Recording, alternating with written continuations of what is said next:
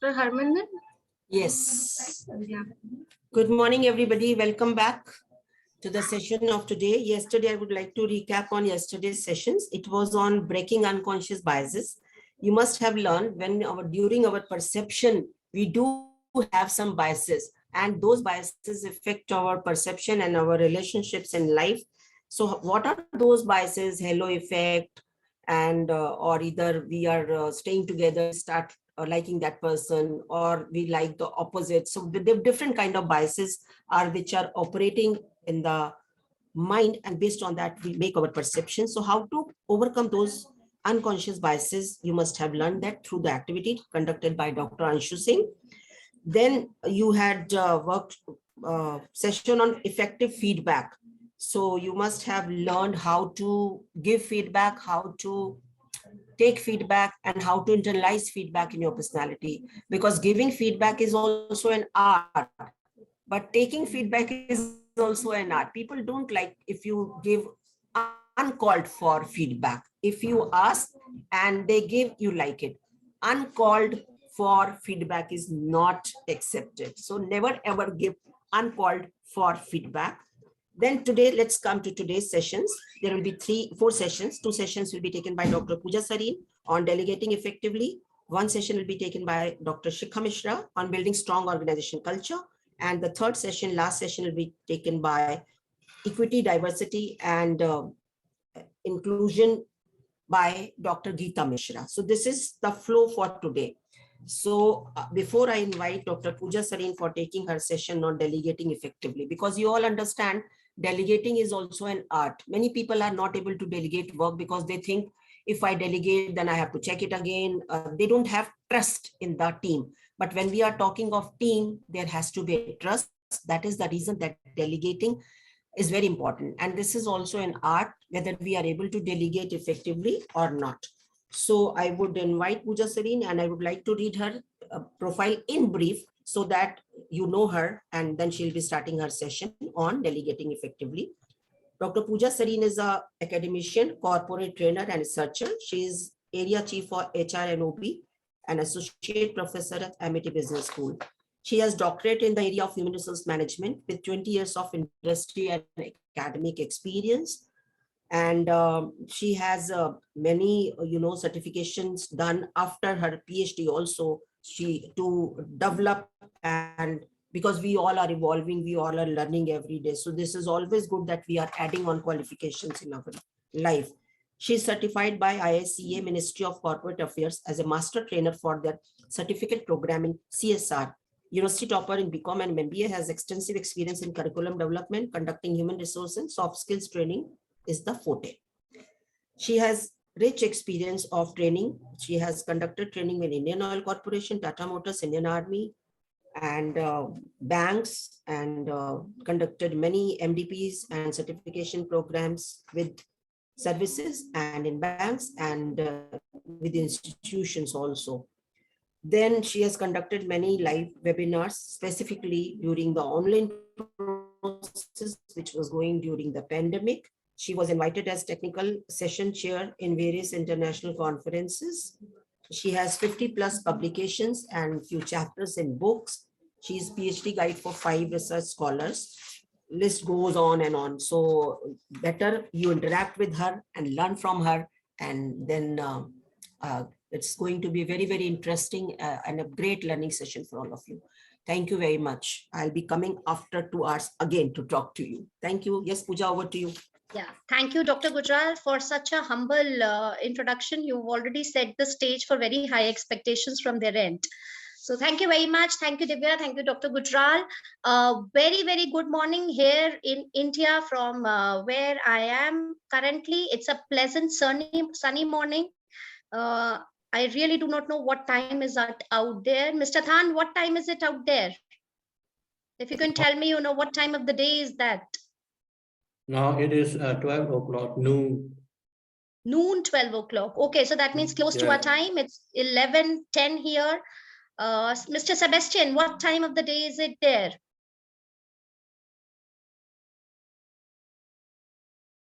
It's wonderful 20:40 a.m. Oh my God. Okay, okay, great. Mr. Host, I would request all others, to keep your cameras on, give face to your beautiful face with cameras on. Andrea, how are you doing? Mr. Host, what time is it there? Hi, Theda. Yes, sir. It's 40 a.m. It's 4 a.m. It's 40 a.m. Yes, of course. Okay, okay. And Theda, how are you doing? Yes, I am fine with microphone. Yes, here it is doing same, Mr. Dan. Okay, okay, great, great. Noah, still we can't see you. I think camera is showing all black. If you could just adjust your camera settings out there. Apelicio, Dipesh, Rafael, Andrea, if we can have your cameras on, it's really going to be very, very interesting for us. Once again, I welcome you all. Like Dr. Gujral introduced me, I am Dr. Pooja Sareen. If you remember 13th Feb, when we started with the programs, I was there with the first session with you all when we discussed, what makes you a strategic thinker. So post that session, I'm sure, all of you have had a tremendously engaging and enriching journey so far, because as we see the schedule, the first week totally focused on strategy, then coming few sessions you have had great insights on the role of marketing, and yes, day before yesterday we started with the HR and leadership session. So I'm sure starting day by understanding self, others, breaking unconscious bias, then again moving to how effective feedback can be given, can be received. I'm sure the journey so far has been a good learning journey for all of you. Now, this particular session where I will be with you for next 120 minutes. Yes, that's the amount of time that we're going to spend on discussing how one can delegate effectively. I'm sure all of you would agree that to be a good leader, you have to learn how to delegate.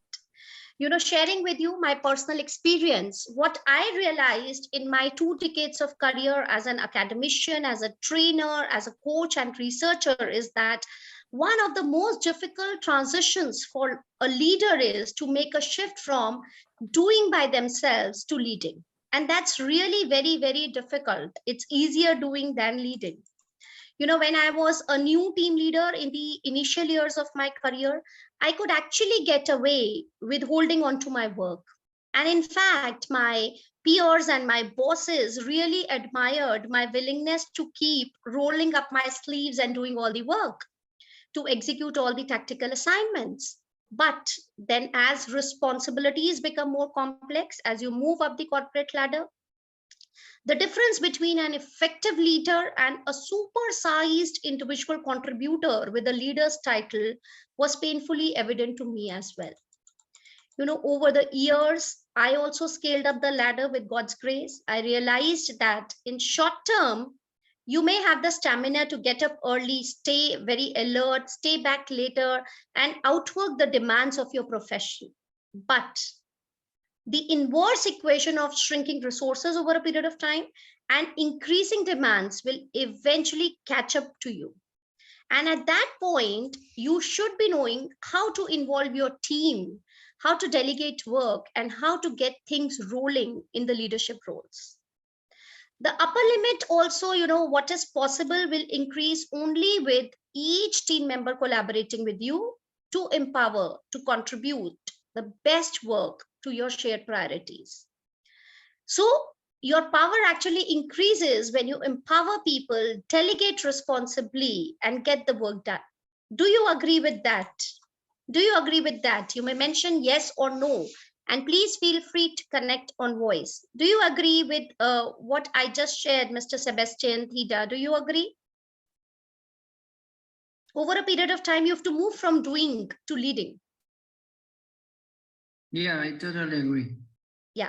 Are you managing any team, Sebastian, at this point of time in your professional life? Are you leading? Are you managing a team? Yes. Yes. Okay. And how many people would be there in your team, Sebastian?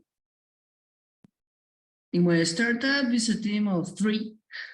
Team of 3. But then to Yeah. get work done through this team of 3, you'll get a lot of insights how you can delegate effectively, right? Yes. Yes, but because all those 3 people would be very unique in terms of their personalities also. Yeah, but in the university it's a team of maybe 35. 35. Okay. That's a good number, Sebastian. That's a good number. Hi, Mamta. Yeah. I could see your camera on. How are you doing? So nice to see you after day 1. Now, after so many days, after so many sessions. How the journey has been, Mamta? You have to unmute yourself, please. Unmute yourself. Sorry. No, it's It's absolutely good. It's good. Just getting and refreshing myself to having some updated knowledge regarding the journey. Start from the strategy thinking to having a big picture, and then how we're going to Right. market your ideas. Then after self-awareness, those things are, really not only your professional life, it also applicable in the personal life too. Personal life. So because every professional life related to your personal life, unless you are good, effective in your personal life, that can be also Yes. nowadays the scenario has changed, and that can be also applicable in your professional life too. So I Absolutely. think I'm very much, that getting refreshed myself to having this kind of, that steps or whatever the, tools, techniques nowadays going to utilize in corporate level. So Right. yeah, it's good. I'm getting knowledge more and more. And Mamta, do you agree with what I just said, that it is easier doing things by oneself, but it is difficult to lead and get work done through others? Do you agree with this? Yes, it's totally 100% agree. Doing myself, that I know how to do, How to where do. to do, how to manage the time, how to manage my action. Yeah. But after getting the perception of the others, you should first know the behavior of your colleagues, that their quality, the specific quality of the colleagues. So it's difficult to doing rather myself to get done by others. Absolutely, Mamta. Very nice, very well said. We are also joined meanwhile by Victor and Nitesh. How are you doing, Victor and Nitesh? A very good morning. Good morning, both of you. Andrea, how are you? You were quite participative in my first session. What makes you a strategic thinker? Today, I'm not able to hear from you. I'm not able to see your beautiful face. Are you able to hear me out, Andrea? I think she's having some issues again, technical issues. Day 1 also she had. Okay, Nitesh and Victor, welcome to the session. Victor, are you trying to say something? You've unmuted yourself. Yes, Victor.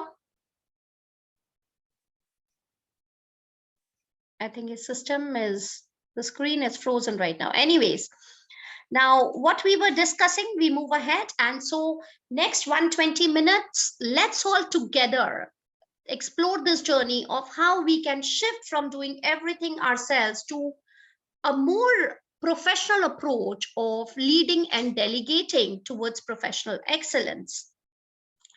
Now, let me share my screen, and I'm getting some messages out there on chat. Okay, Applicio says I'm having some issues in my camera. Okay.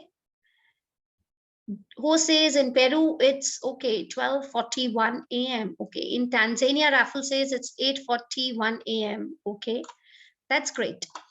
Okay, just give me a second so that I share my screen out here. Yes, is it visible to all? Is it visible? Sebastian, can you give me a thumbs up if it's visible? Yes, it's visible. Okay, thank you so much. Thank you. Okay. Yes. So let's see what is in store for us for next few minutes out here. Let me just show it to you. So as we move ahead, where would we be going? Just give me a second. So this is our flow for next 120 minutes. Now let's understand what is it. We will first understand, we'll begin the interaction by understanding why should you be delegating in the first place.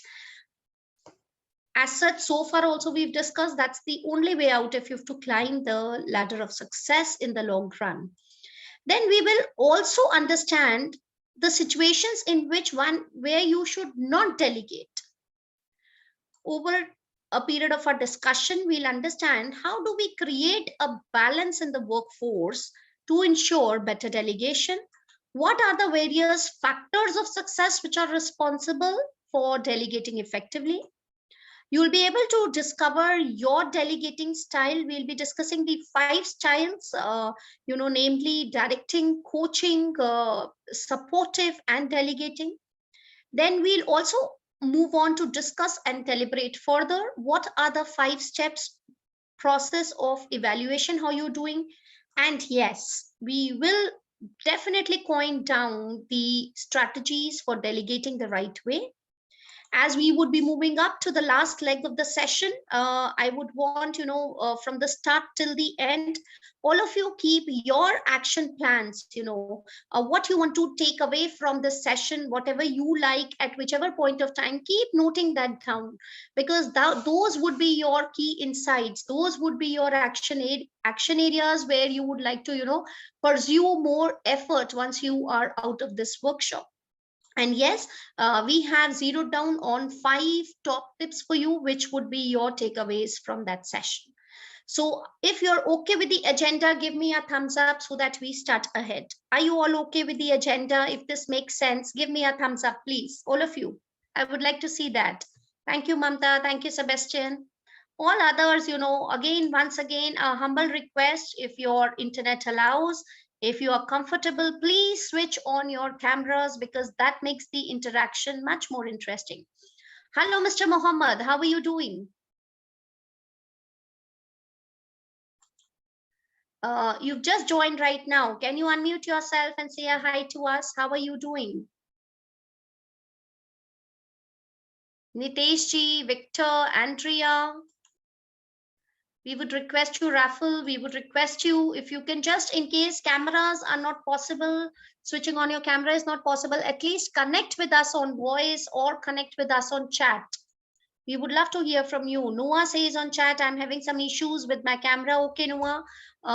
Victor also says, I'm having problems with my camera as well. Absolutely okay.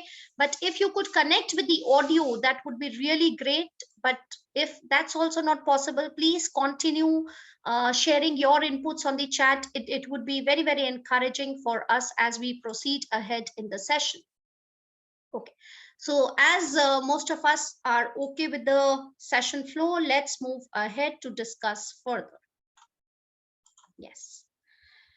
Now let's begin. Let's begin with a scenario. I'll just read out the scenario for all of you and then give you 2 minutes to read it once again and see, how is it, and give your feedback out here. So in this scenario, what's happening is that there is a main character, that is Pranav. Now Pranav looks at his watch. It is almost 6 p.m. out there. 6 p.m. in Pranav's watch. The last member of his sales support department has turned off his PC and headed out the door, leaving Pranav alone in his cube with a pile of unfinished work and a deep-rooted sense that he's ineffective in his work. Now, glancing at his calendar, Pranav sees that the next day is also packed with meetings and there are a lot of things in his to-do list. Now, with so much of joy, so much of today's business unfinished out here, he wonders what sort of a dent he will be able to make in tomorrow's workload. As such, he has a lot of pending issues, pending work to do today. So when he's looking at the to-do list for tomorrow, he is actually wondering, how he'll be able to do all those things. Now, it's true what they say about a manager's work. He tells to himself that there is too much to do and too little time to do it. Do you also feel sometimes like Pranav? Mr. Thai, do you feel sometimes like Pranav? Mr. Hose, do you find yourselves in similar situation? You may unmute to connect with us. Do you find yourself in such situations? All the participants. Mamta, do you find yourself in this situation most of the times? Yeah, yes, I found so many times. Yes. So how would you help Pranav manage his workload? I give you 2 minutes to think, all of you, and in case connecting with voice, we would love that. Otherwise, kindly put your messages, your thoughts on chat. What would you have done if you would have been Pranav to manage your workload in such a situation? Noah also says, yes, she finds herself in a similar situation. Noah, if you could now mention, what should Pranav be doing for effective management? Where is he going wrong and what he should be doing?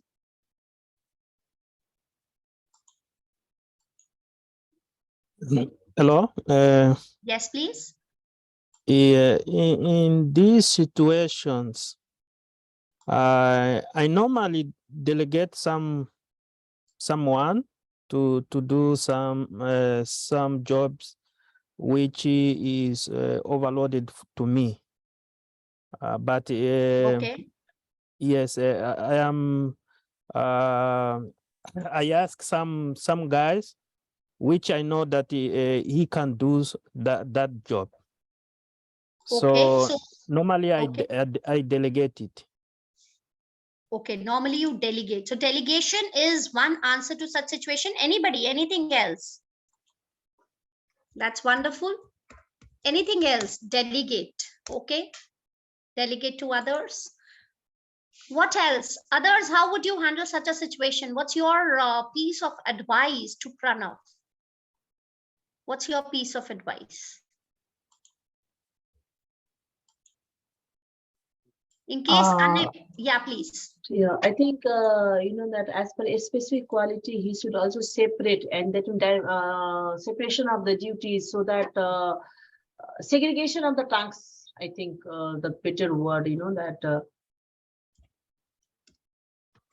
Okay, segregation of tasks. That means he needs to divide the tasks among the group Yes, members. yeah, Mamta, is among that the what you want to point to yes, put yes, yes, forward? yes. He should, that he Okay. should assign the different tasks. Some sort of tasks that cannot be delegate, but as per a specialist, as per expert, he can Okay. divide that work. So they are the accountable for that one. So if you segregate the tasks, Okay. it will also help to reduce your workload. You can take the Absolutely, example of absolutely. the finance also. If the finance manager wants to do the whole things into from starting able to the giving the report, that is very difficult for finance manager. So he just segregate the task. This person, that first entry of your monetary transaction, 1% is available. So second, how we are going to materialize, how we're going to produce the report, the second person, the finance is the analysis one. So that should be done by the finance manager. So every task cannot be delegated, but those tasks which can be done by the expert for whom they are accountable, so that kind of tasks you just segregate, and then those tasks for which he should be responsible, he should be accountable, that task cannot be delegated somewhere else. Absolutely, absolutely, Mamta. Thank you for helping Pranav so much. I think Pranav would be happy with your piece of advice now. Thank you. Thank you so much.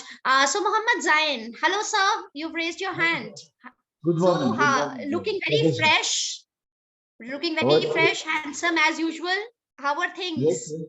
yes. Good morning. Good morning, Professor. Very good morning. Very good morning. I was missing hearing from you, in the very first session which we had, what makes a strategic thinker. I had a lot of insights throughout running the session from you.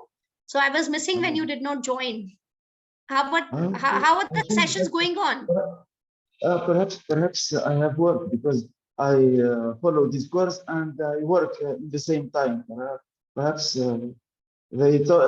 they asked me to do something, but I follow the course. Even if the camera is not on, I follow the course. According to me, Paraná should prioritize. Should do tasks that are prior to the other, and try to work collaboratively and in collaborative team. Okay, collaboration is a wonderful term that you've used here, Zain, because when we collaborate, when we work together, the results are definitely going to be outstanding. One person doing a task, but on the other hand, people collaborating together, bringing their expertise, bringing their ideas to the work. I think work would be better done and one person would not be pressurized. So how do we now come up to the solution? Like you all said, Pranav has to learn to delegate effectively.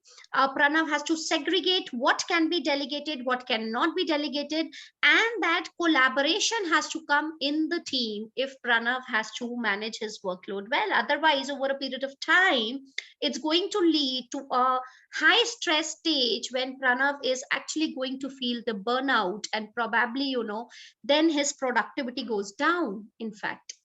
So great insights by the participants. If anybody would like to mention anything on the chat, please continue to do that. I am continuously looking at the chat also. A very famous British poet, John Donne, this poem is very, very famous. I'm sure most of the school kids, as school kids, we also learned this poem. No man is an island entire of itself. We are a part of the entity. We are a part of the continent. We are a part of the workplace. We are a part of the team. We are part of the organizations. We are part of work. So you cannot be an island by your own self. You will eventually, as your career progresses, will have to learn the art of delegation. Now, my next question to all of you is, I'll keep asking you questions. I'll keep asking you to think, introspect, and answering my questions, throughout the session. So the first question is, what will enable Pranav? Mamta very rightly said that he has to delegate. That's right. But Mamta, now my question to all the participants is, what will enable him to delegate? What are the enablers of delegation? And then also, some of you may also think in this line, what may actually come in the way of delegation? Why sometimes you are not able to delegate effectively? Yeah, that's why I mentioned earlier that every task cannot be delegated to your subordinate. So it's the nature of the tasks that you enable Pranav to delegate, the nature of the tasks, or and the quality, the experts available to him or in his team. That's enable Pranav to delegate, whether it is going to delegate or not. Oh, so very nice, very nice. If you would have been here, I would have given you a chocolate. Yes, the quality of the team leader, what is in terms of quality, I would say, what is the skill and competence? Competence, yeah. Absolutely, absolutely. Wonderful point. Skill and competence of team members. I use the word here, TM, to show team members. Yes, team members. So the very, very, very first and very precise, crisp point that we've got from Mamta is, what is the skill and competence of the team members that will enable Pranav to delegate? And then the nature of the tasks, that. Okay. Okay, so would you elaborate more? What kind of tasks, you feel can be delegated? What type cannot be delegated?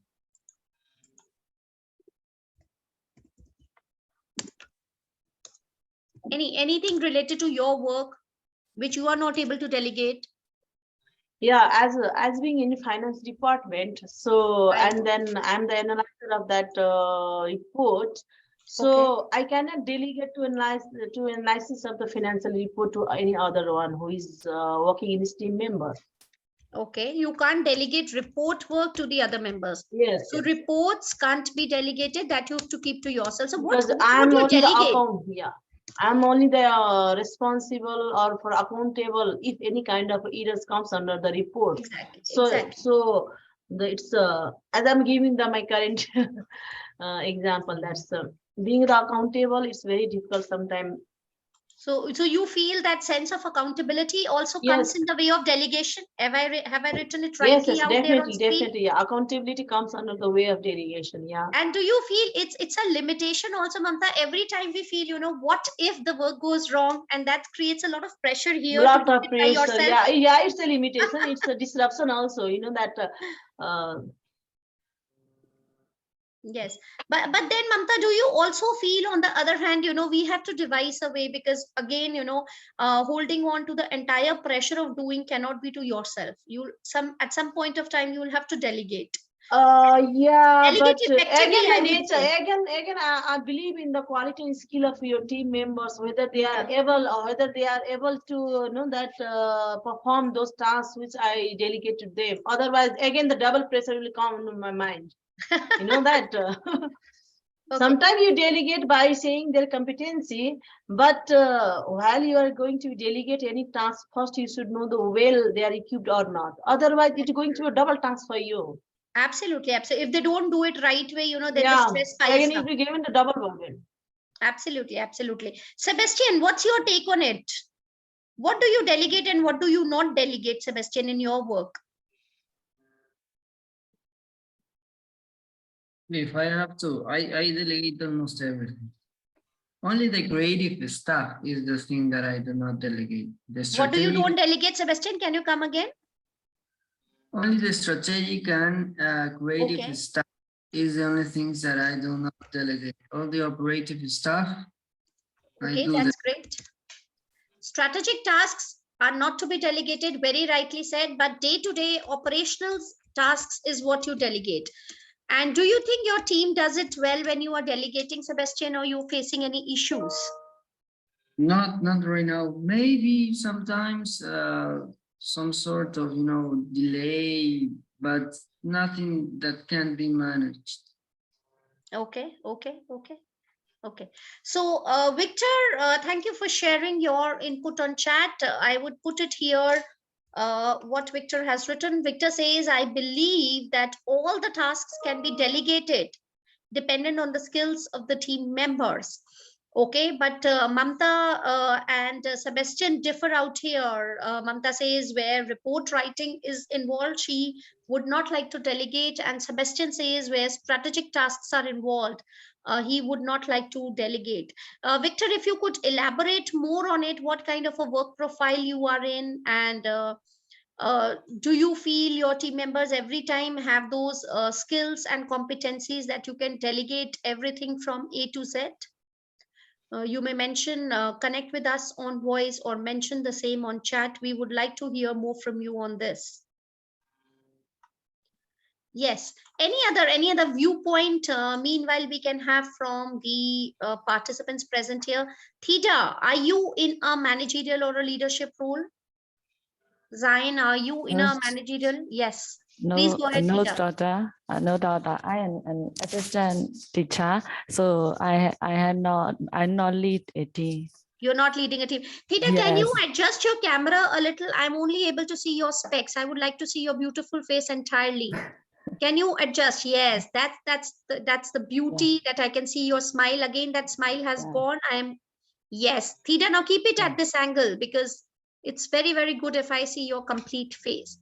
Okay, Theda. Theda, how does your leader work in that case? You are right now in leadership role, perfect. But does your leader delegate work to you? Your seniors, do they delegate work to you, Theda?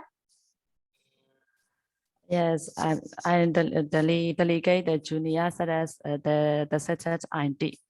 Okay. Okay. Yes, daily routine such as printing the such as a photocopy and checking the answer sheet. The test I delegate. Yes. Okay, that's great. And what about you, Zain, Mohammed Zain? How is it at your end? Are you leading a team or are you a team member? What's your role? My role is I am a team member. Team member. Team member. So are your seniors delegating work to you? What is your experience with delegation? Yes. Here in Tunisia and especially in the Ministry of ICT, the general director of the senior team member delegate. But professor, it depends in the cooperation here in our department. What I see, it depends in the cooperation, even if there is the skills and competence of team member. It depends of the cooperation of each member and how can I say this? Even if the strategic or the project manager Okay. want to delegate, and there is not communication established between him and the team members, he can't delegate. Absolutely, a very important point that you brought out here is communication is very important. How you, one of the biggest enablers of delegation, I'm sure all of us present here would agree that the skills and competence of the team members is very important, but at the same time, what to choose, what not to choose to delegate is again a very strategic decision. But yes, what is the biggest enabler is what kind of communication you have with your team members. Imagine yourself in a role, Zain. Am I pronouncing your name correctly? Is it Yes, Zain? yes. Okay. Because pardon me My if I'm name, mispronouncing anybody's name. my Yeah. name is Muhammad Adnan. The family name is Zayn. Okay, Mohammed Zain. So, Zain, if imagine a situation, you are being given a task to do, but your team leader is not communicating with you, not giving you feedback, not giving you clarity of the role, then you will find yourself in a very difficult position. Although you Yes, may have the skill and competence to do it, but still you will yes, not be able to give your best. yes. I will find myself in trouble. Yes. Okay. So does it happen, in your work team, sometimes the work is not clearly communicated, that clarity is not there, and, then the results are not good? Yeah. For me, okay. Yeah, see that. For me, I try every time to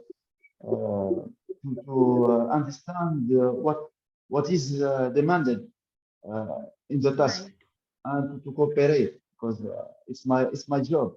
But what I see is we have some number of teams which with him the communication is not established, and every time there is problem, and there is someone as the judge to to work to do the work. Okay. Perfect.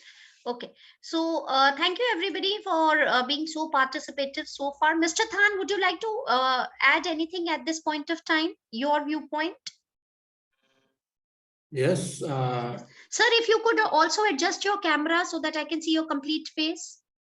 Yeah, that's better. Thida, again, you've gone a little down.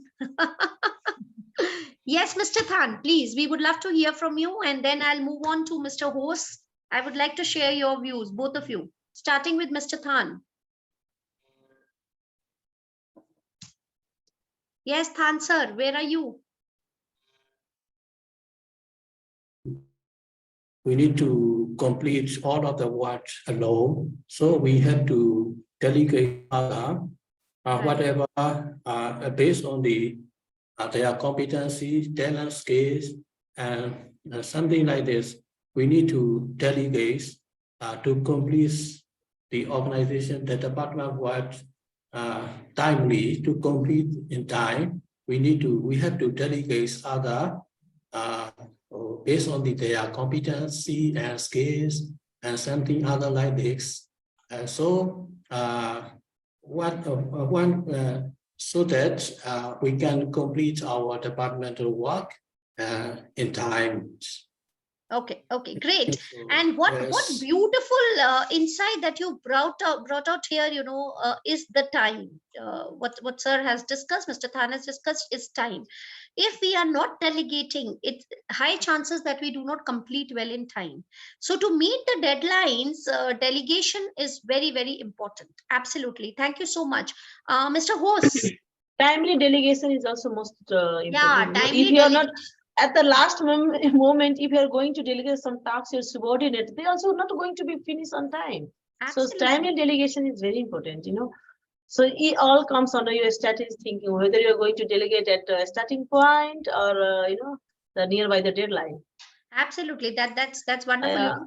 Because many times what happens is people are going to give you tasks at the end moment, and then obviously you're not able to. If they are not able to do, if they are not going to meet that deadline, so to show the the performance of the team member, Generally it happens, that is nowadays even in corporate level, the team head wants to take the credit, and he try to do the all thing himself, but at the last moment, if it shows that no, it's not going to be happen, so at the last moment the team head going to be delegate the task, and then it's going to be a problem, because then people also panic and people also don't understand how things have to be. Then you Yeah. miss out on regular communications, So, and team leader is also stressed out, and that yes, stress yes, yes. passes So, on to the so team.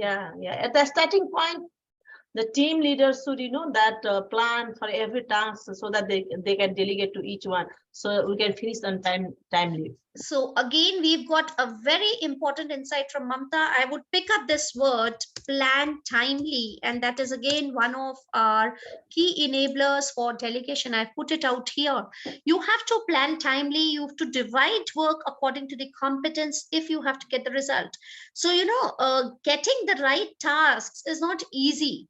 You have to actually put in a lot of strategic thinking when even delegation is concerned. Okay, so great inputs we've got so far. Host, would you like to contribute something at this point of time? We would love to listen from you also. Yes, host Otello. Are you there? Okay, I think now his camera is off. Again, he's facing some issues. Yes, host, you've unmuted yourself. We would love to hear from you, please. Yeah. Good morning, Professor. Good morning. The problem in the delegation is when my team take multiple decisions. The team asks what decision I will take. In this case, I make a feedback with them. So in my don't delegate the responsibility and the decision. Finally, I will be take the decision. That's all. That's all. Okay, great. Thank you so much. Decision making, very, very important. Very rightly said. So we move on further. I think we have had a great discussion so far with all of you sharing your wonderful insights on, how we could do it in a better way. Yes, please. We can also include, as you already mentioned, the clarity. But if you didn't hear the in the nearby the communication, the clarity of the work, so it that we're able to understand more. Okay, perfect. Because sometimes you just discuss. If there is not mentioned, somehow it's passing through our head. Absolutely. So clarity of the task is also, it comes under the communication, but. Yes, clarity of the task, a proper division of the work is what we say would be needed. Are you able to see my screen in between? I had a technical issue for around 10 seconds. Are you able to see my screen, all of you? Yes. Okay. So let's now certain points we have also listed out here for you. What could be the certain beliefs, what comes in the way. First is, many of us at times feel, that there is no time for delegating rather than do it by themselves. Mamta, that's what you had initially told me, that, it's easier doing yourself, making your report rather than trusting people. But then do you think this is going to work for a long time? Ultimately, you will be very, very tired doing things with yourself. That comes under the planning. If you think that in coming future, the workload is going to be higher and higher. Absolutely. So at a starting point, you should make them, that you should train your delegate that at the absence of me or absence of the team leader, how they are going to manage those tasks. So I think we cannot say that the lack of the time. If there's a proper planning of your plan, that in coming future you better know that your responsibility is going to be higher and higher. So from a starting point, you should train your subordinates, so that whenever the time will come, you can delegate easily. Yes, absolutely. Very rightly said. Now, moving on to the other next point that we have. Just a second again. I think I've lost the slide. Just give me a second, all of you. Again, some technical issues are coming. Okay. Yes. So moving on to the next one is lack of confidence in the ability of team leaders. Sometimes, as leaders, we do not, trust too much, even if the team leaders might be very competent, but our trust is not in the skills of the team members. And that again acts as, disabler in our tendency to delegate effectively. Then sometimes we have a fear of losing reputation by sharing their workload. Do you feel that? Anybody of you feel that, when I do my work myself, I get all the credit. If I share my work with others, then even the credit gets shared and I lose my reputation. People will think, it's a group work and the credit doesn't go to me as a leader. Do you feel that? Any one of you? Do you have such feelings? At the Let's be honest with beginning. ourselves. Yes. At the beginning. Yeah, I went through so many times these circumstances, that, but nowadays, the scenario has changed. Now everyone believes in the teamwork. Yes.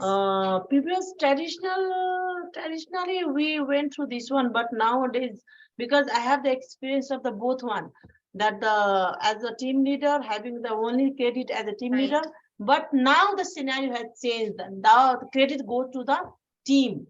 Yes, Because absolutely. So And- I have and the in both fact feeling. I now- have the both feeling. The previous You one have. also and the current one also. Yeah. And Mamta, you would agree with me, you have both feelings, but over a period of time, as you are growing in your professional life, now you are feeling more the need, that it's important to have a good team, and that's a leadership skill. Yes, that's the scenario has changed. That's the current demand, the teamwork, not the isolate work. Isolate that's work is it. not, you're not a leader unless and until you create more leaders. Yes. So That's your right, leadership capability is dependent on how you are able to develop leadership within your team, and then you are counted as a great leader. So that's one of your competence. And to groom people, you will have to delegate work to them, and so they are able to learn and do it. The credit is, Noah says, I don't feel like that because we work as a team and the credit is for the team. If Noah, you feel that way, I would say you are on the right path and you are a great leader. Noah, please mention on chat, are you a team leader in your current role or are you a team member or both? We would love to know more about you, Noah. If you are able to connect to the audio, Noah, I would really be very, very happy and encouraged if you could connect on the audio and let me know. That would be too good. Yes. I have I am working as team member Okay, great. here on my office, but I had some task on the church as team leader. Okay. So I have both experience. Okay, great. Experience as team member and the experience as team leader. Okay, Noah, then my next question to you, Noah, at this point of time is, what do you like doing most, being a team member or leading a team? What do you find more interesting?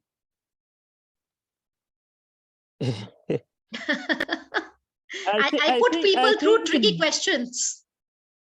Yes, I think both for me is interest. It is very interesting for me because all the time I like to work as team. Okay. Even as working as team member, even working as team leader. All situations. I like to work as a team. That's great. But as a team leader is very nice for me because I can lead on the way that I think is the better way as a team leader. But as a team member, I need to cooperate with my leader. Okay, okay. That's very good. That's very good. Thank you so much, Noah, for great insights that you've shared, and I really loved listening to you. Then there is another feeling, which can come in the way of our delegation, and this is it's easier to do by myself. Why may waste my energy and my effort in first explaining to others and getting it done? Do we feel that way? Do we feel that way? Yes, group, the cohort. I want to know your feelings. Do you feel like this at some point of time? Ki, why waste so much of time, effort explaining to others? Let me quickly do it myself. I think the delegation is that you have to show first people how to do things, Yes. right? Right. So afterwards, you just have to control them, and they know how you like the work, how you want. I mean, the details of when, what, how, and even the form of doing the work. Absolutely. So I think the key part is like to teach them how to do it. Yes. So first you'll have to put in effort, and then you can reap the benefits of that effort. Am I right, Yeah, Sebastian? So first you'll Yeah. have to actually teach, get them going, and then you can obviously have those benefits when people start working effectively. That's the key, and that's what we do with our children also. Right? So a larger part of our lives, we are teaching them how to behave properly, do things, and then when they grow up and probably, they turn out to be more responsible, and that's good for us as parents also. So a leader's role is also the role of a parent, teaching, coaching, guiding them to do things. Last but not the least is sometimes we might have a feeling, and it may become a block, that it takes a lot and lot of time, and I have a deadline. The first is also it takes, I do not have time to delegate, but the last one says I have a deadline and I have a pressure, so let me do it myself rather than give it. Do we feel like this? Mamta, what's your view on this? Do you at times feel it's a deadline, better not delegate? It's depend upon their team members. If Right. if the very freshers are there in the team members, so let's do this time for myself, and the next time we'll delegate them. And Mamta, Sometimes does it it happen that next time doesn't come because every work has a deadline? The way we all work around the world. Just I'm talking no. I know that every work has a deadline, but the different time, the different works, the different deadline. Yes. That if you are working in the same department for a longer and longer, if you Right. are the creating some ad hoc committee, ad hoc that group to having Right. getting some solution, and then Right. for this time they just watch. You can just ask your fresher team members, just you watch how I'm doing. So next time Okay. it's your task. So if Right. you are training like this, giving training like this, of course the next time they will ready for the taking your tasks. Yeah, and even if I have a one suggestion at this point of time, even sometimes you might have work which have deadlines. You might be lacking time, and you might be doing it on your own. But a small suggestion: keep your team members involved and let them see how you are doing it. Yeah, that's So I'm saying that. yeah, so that next time they are better prepared. Even if you're not delegating properly to them, but let them be by your side so that at least they are learning by seeing you doing. That's a very important insight. Yeah, sometimes it learns by the Yes. watching anybody, by just observing anybody. Right. Absolutely. Okay, so great. We've discussed the enablers. We discussed what comes in our way. Now, we will also be finding out our leadership style, but I would like to do that post the break. And in the 10 minutes break that we have, I want you to think on these parameters. On x-axis we have a directive behavior, and on y-axis we have a supportive behavior of the leader. Now, as you take a break and enjoy your cup of tea for the next 10 minutes, I would also like you to think and place yourself where you are in this graph as a leader. That means, are you placing yourself here? Are you less directive, less supportive? Are you high in your supportive behavior, but less in your directive behavior? Or are you the highest in your supportive behavior and highest in your directive behavior as well? So where are you? Plot yourself. Where are you? Think as you enjoy a cup of tea in the next 10 minutes or a cup of coffee. Zain, I've given you homework for this break. Mr. Khan, it's an homework. Theta, it's an homework. If you have to delegate, if you are a leader, where would you position your leadership style? With this thought back in your mind, sip a cup of hot coffee or tea. It's 12 right now, and we are going to meet at 12:10. Is that okay? Divya, this is a break for 10 minutes. Divya, I think not connecting right now. Guys, I put it on the chat. It's a break for 10 minutes. We break for 10 minutes. Let's meet at 12:10.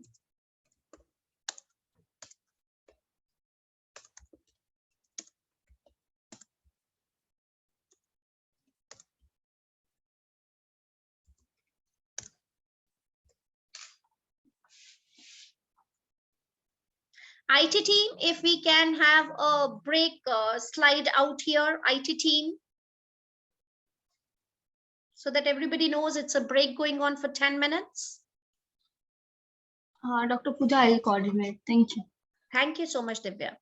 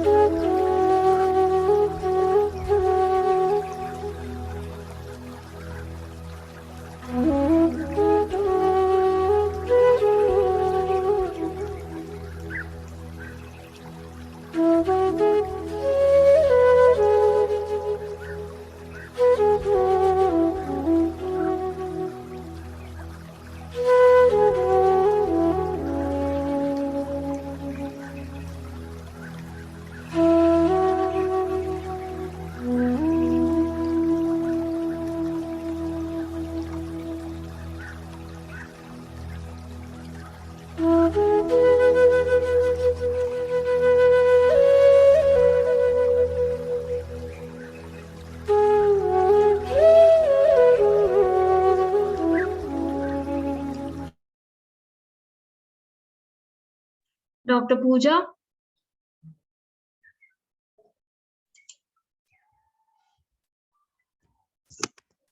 Dr. Pooja?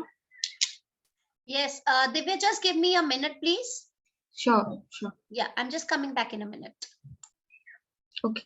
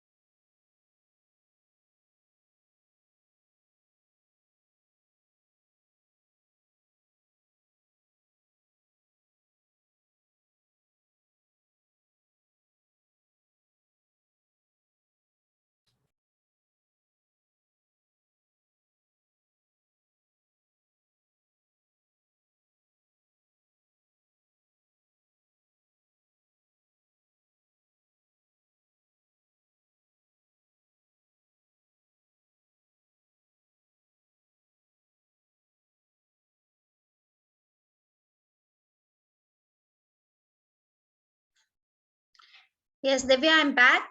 Welcome back, all the participants. Can we have your cameras on, everyone? Now, next 60 minutes, very interesting discussions we are going to have on what is your leadership style. So did you think, spend some time in the break and identified your style? Where are you as a leader? Specifically when we are into delegation. Divya, I am not having the sharing screen rights with me right now. Please try again. Try again means, okay, now I have it. Yeah. Okay.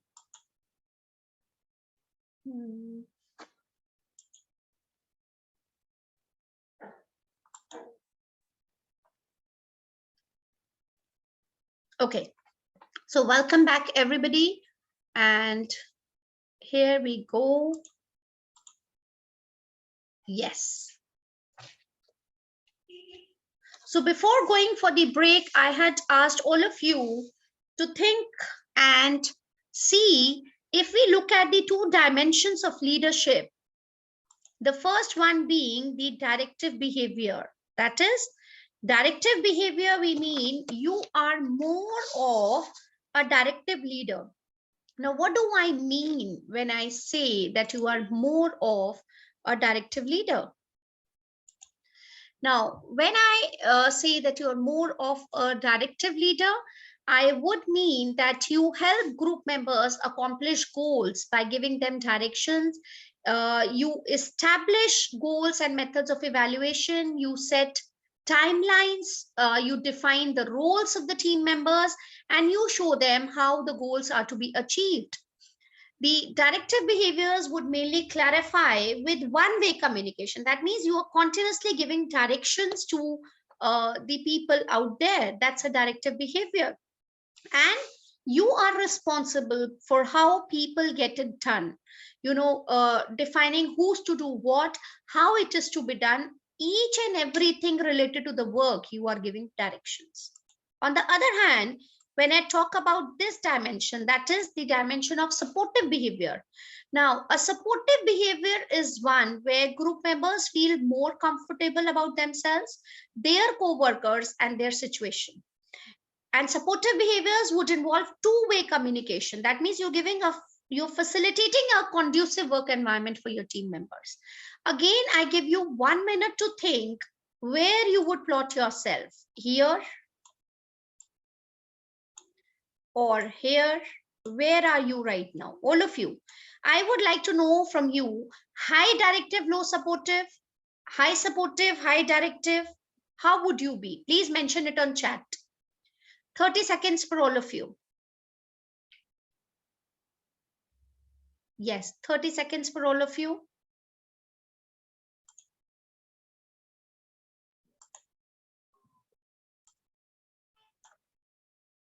Professor, Yes, please. we should think if we are head leader or leader Yes, team. please. Come again. I'm not able to understand, please. We should think in this case, in this scenario, Yeah. in this situation when we are team leader. If you are a team leader, yeah, this scenario is those who are team leaders, what would be your leadership style? More of supportive or more of directive? Or high directive, high supportive, or low supportive, low directive? I want you to think over this and mention on chat, what is your leadership style? Purely directive, purely supportive, high directive, high supportive, what is it? That's my question.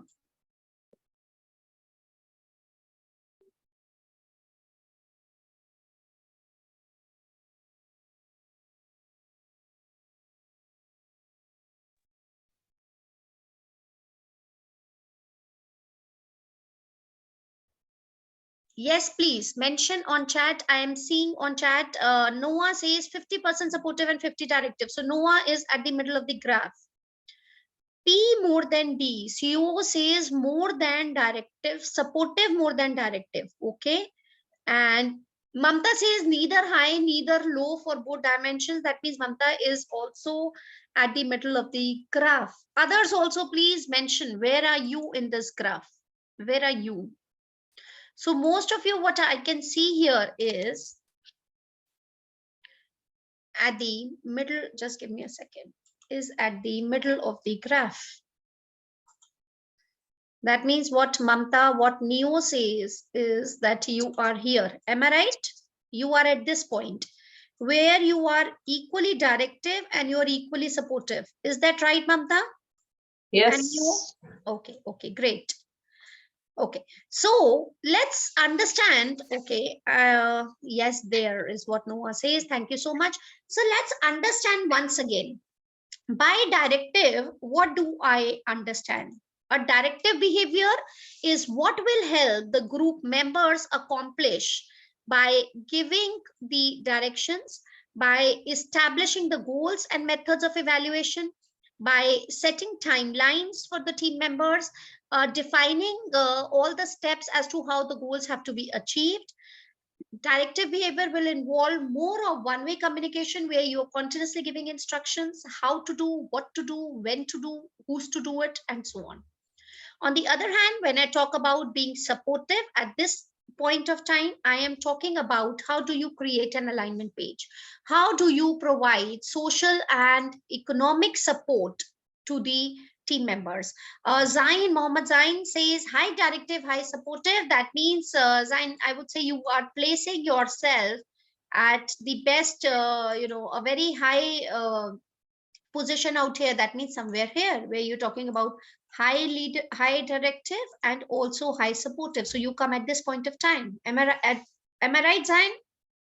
That's where you position yourself. Yes, yes, Professor. Yes. Now let me see how and what it really means. Now, yes, this is the one. I would also want all of you to just take a picture of it because our remaining session discussions would be based here. Now, based on these parameters, x-axis directive, y-axis supportive, we have these 4 styles which talk about, starting from here, the directive style, moving on to, let me use a highlighter here. Starting from directing. In directing, if you see, we are high in terms of directive behavior, but we are not very high in terms of support. So I would call it as, let me name here, it is a, excuse me, everybody, it's a high D, but low S. This is directive. Is it visible what I've written on the screen? A high D, high amount of directive behavior, but low in terms of support to the team members. Is it visible what I'm writing here, Mamta, on the screen? Yes, yes. Yes, okay. When I talk about, as I go to the next one, coaching. Coaching is what Zain said is his behavior. That is high D and high S. Yes. Yes, you are both high in terms of directive behavior and you are high in terms of providing support to your team members. Okay, great. When I'm talking about delegating, delegating is, can anybody tell me in terms of DNS, how would you define delegating? Low Yes, very good. It's low S and low D. Yes, and that's when you start delegating. Just let me change the color of my pen so that it is visible out here. Okay, I'll put it here. It's low D and low S, right? And accordingly, what would be supportive? Supportive is high S low and low D. Is it clear? Are we all on the same page in terms of how we've defined these four styles? Yeah. Zain has a very peculiar reaction to it. Zain, are we on the same page? Very good chart. And it would be really good discussion also ahead. Than, are we on the same page? Have you understood how we've come at these highs and lows? Yes, Okay, great, great. Yes. And where would you position yourself? yes, I myself, I think I am supported. More Maybe. in supportive. Okay. Yes, okay. more A high. supported than D. Okay, and low directive. Okay, great. Now let's see, we'll be diving into each of these styles, relating it, how do we delegate using these styles, and when can we use each of these styles for better results, right? And then we would also be linking how team members' skill and competence can be aligned with this framework. Now that's our recipe for the next few minutes that we'll be spending. Catching up on each style, relating each style with the skills and competence of your team members, when which style is more apt. Now moving ahead, talking about directive style. Just give me a second. Let me move on to the next slide. Okay, now as I move on to the next slide, let me first talk about directive behavior. So all those who had high directive behavior, what is it all about? What are you going to tell me about directive? A high directive style, but low supportive. Yes. ITS. It's a one-way communication. Yes, very good. The formulation of the certain guidelines, making the policy, and then the different tracking goals to achieve the main goals. So Right. it's basically one-way communication, top to down. Absolutely, absolutely, absolutely. It is a high directive, low supportive style, which is called a directing style. In this approach, the leader normally focuses again on goal achievement. Task achievement is important, spends a smaller amount of time using supportive behaviors. Using this style, leader generally would be giving one-way instructions about what and how goals are to be achieved by the team members, and then is involved in a very close supervision as to whether team members are doing it or not. So in which situations do you think this style will be useful? Which situations? Any idea which situations this style will be very, very useful? Meanwhile, Theta and Rafael have said high D, high S is what Rafael says, and Theta also says high D, high S. So let me have answers from both of you also. Under which situations, all this is situational, you know, depending upon what is the task, what is the competence of the leaders. So under what situation do you think directing style is more apt? That's my question to you. I think directing style when team member has lot of knowledge and no experience and skill.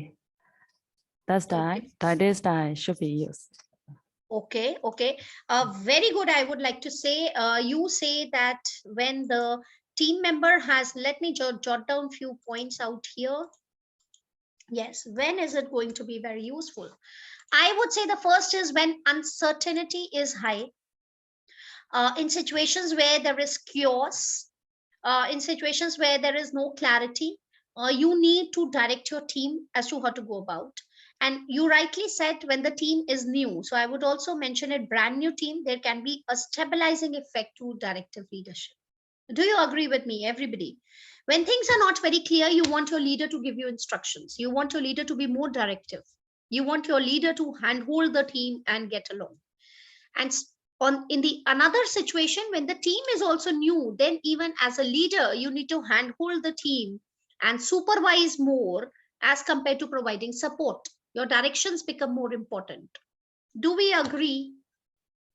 Zion looking at the screen again in surprise. Zion, do we agree? No, no, Professor. Yeah, Amel.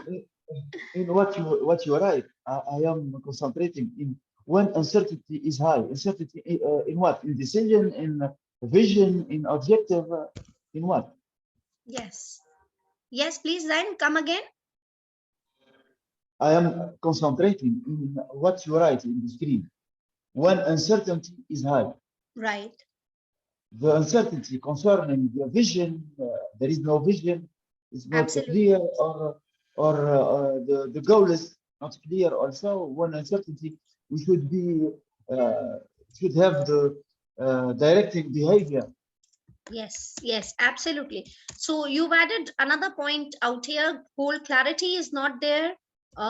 Vision not very straightforward. So in such cases also, directive behavior is high and directive behavior is a need for the hour. That's very good. Theta, any points here? Any points from your end here? Theta, Thai? Yes, Theta. Would you like to give your inputs at this point of time on directive behavior? Do you feel in such situations, you said you are a team member, so do you feel when there is uncertainty, there is chaos going around, you need your leader to tell you more and handhold you more in terms of direction? Do you feel the same way?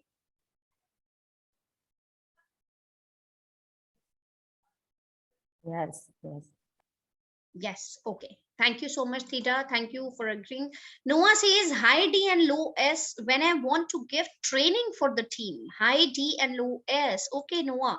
That's also a wonderful insight, I would say, when you want to train your team. So I think, Noah, it boils down to also what we had written here on the screen. That is when you have a brand new team. That's what we were talking about. So when your team is new and you want to train your team on certain things, then a directing style is very, very useful. That's very valuable insight that you've added here to our discussion, Noah. Anybody else on directive style? Anybody else? Okay.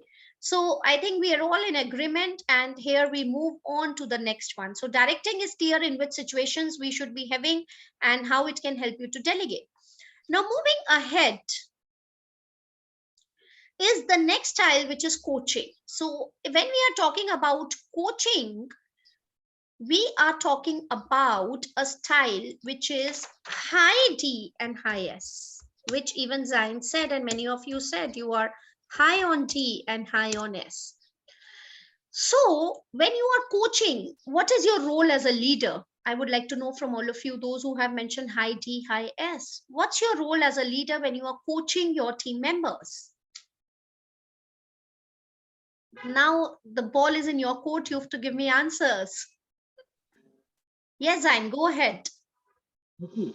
The role of the team leader here in this situation is to define the vision and goals and to support the team members to concretize these goals.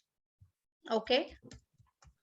Define vision, you say, and team members. I'll use TM for it. Team members. The goals are defined. For them, goals are already defined. Yes. Okay. What else? What else? I've noted down points here. This is a case, I would say, where for the leader, both the task or the goal and team members, that is the people, both are equally important. You know, here in this position as a leader, you are valuing the work that needs to be done, plus you're also valuing your people equally. Am I right, Mamta? Yeah, I was supposed to say the same thing, but you already captured it. I snatched your words. Yeah, but sorry. Professor, task and Actually, sorry, whenever in the Ramana. coaching, the itself the coaching, what you just know that the coach, you are going to coach anybody, just like a football or any games. You can take the example of any game. There is a coach, you know, that the accomplishment of the goal of that particular team is also important. The failure of that game is also important. That's why the name has mentioned the coach, you know. Yes. The coach So- of the game. Yes, So, and actually teams is the word which we normally take it from the sports. So you yes, talk yes. about success and failure, both is important. Coaching is equally important there. Yeah. Zain, thank you so much, Mamta. Zain, you were saying something? Yes, yes. You're right, Professor. Task and the team members are equally EMP in EMP. What's EMP? They are equally important. I use IMP for important. Okay, important. And for me, Professor, perhaps in these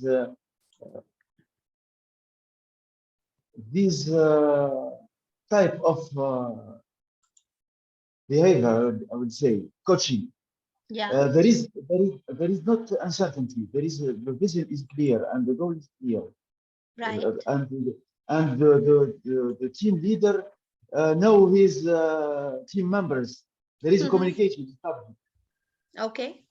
That's Okay. why he define all things, and he try to coach and to support them to accomplish in the best manner all the goals. Okay, okay, great. Now, many of you, thank you, Zain. Many of you have said that you are at this level at this time. So again, my question, when to use this child, in which situation? This is my question. I give you 30 seconds to think and let me know when to use this child. In which situations? There is no chaos. There is no chaos. Okay, yes. Zain, now you are trying to be, smart enough, because when I said directing is to be used when there is chaos, so you giving me an answer when there is no chaos, obviously we'll be using the next child. Okay. Okay, I take it when there is no chaos, because in chaos you are more directive. Okay, so Zain has made his life easy and he's a smart backbencher out there. Okay, so what is the next point? Can I have one point from each one of you? Mamta, when to use this style? When should you be using coaching? Mamta is thinking for the answer. She is in deep thoughts. Never mind, Mamta. You think for your answer and we'll get back to you in another 30 seconds. Till then, Than. Mr. Than, what is your answer? When should you be coaching people? Yes, whenever I have something to do in my department, Okay. I explain about the problem and Okay. what we have to do. Okay. I might do it myself. Okay. Then doing myself, I give assignment and they take assignment from me, and then how to get there, what I want to be, and explain about the case, and Okay. I make do it themselves. I give suggestions and any correction to be the best, to be the high performance. Okay. I never direct, I never give pressure. And to do something better, I often give suggestions and comments and correction to be the best one. Absolutely. And what they need, I fill up the needs to be the better. Yes, I think so. Okay, very nice, Yes. very well explained, Tan. You are saying when problem explanation is needed, what to do and how to do, steps have to be told, and that talks about, Tan, a very high directive style. And at the same time, you said you have to keep monitoring their performance, keep supporting them, and that is where the high supportive behavior also jumps in. So what you're talking about here is where you are talking about high directive in this point. And at this point where you say the team members' performance has to be monitored, the right support has to be given, you are talking about a high S. And that is the entire essence of this style, a high directive and high supportive. Zain has raised his hand. Mohammed Zain, sir. I think now you have more ideas coming to you. Yes. As I joined. He's a true But- backbencher. First, he comes up with a very simple idea that if not here in one style, another style, and then he listens to a few people, and then he has his brain running and new ideas coming up. I appreciate that.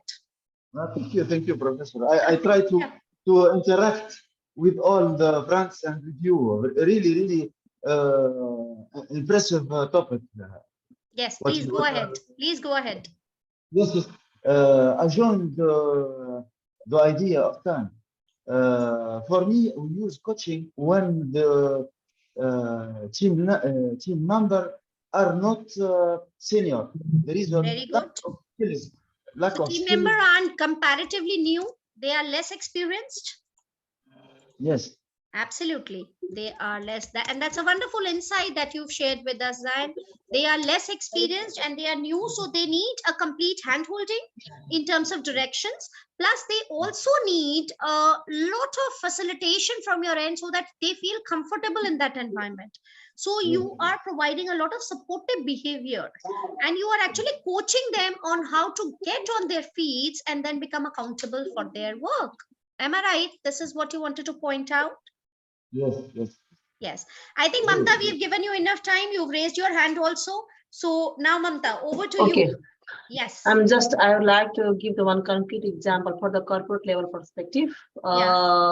If you're going to launch any new marketing strategy in the market, where all the team members are, include their to launch that particular strategy. At that time, I think the coaching style is more appropriate because there are so many new guidelines, so many new things, and then parallelly we should also, that support to implement those strategies to our colleagues. So I think the coaching can be used.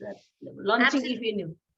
Absolutely. So you've given a very wonderful example here and very apt for the situation also. For example, a new strategy or a new guide where there's so many guidelines to be followed. People are really not sure as to how to proceed. So they need the leader to be their guiding light. They need the leader to be directive also in a very high sense, and also provide a very conducive environment so that, very, very complex project is there, but you are able to go ahead. So you want people to follow, and also you want to support them at every stage, and that becomes very, very important. So great insights. We've moved our discussion from being directive to being a good coach, and how getting your team members along, teaching them the tasks to be done, and then overall moving to the final style of delegating. We would be coming in few minutes from now. Okay, that's wonderful insights.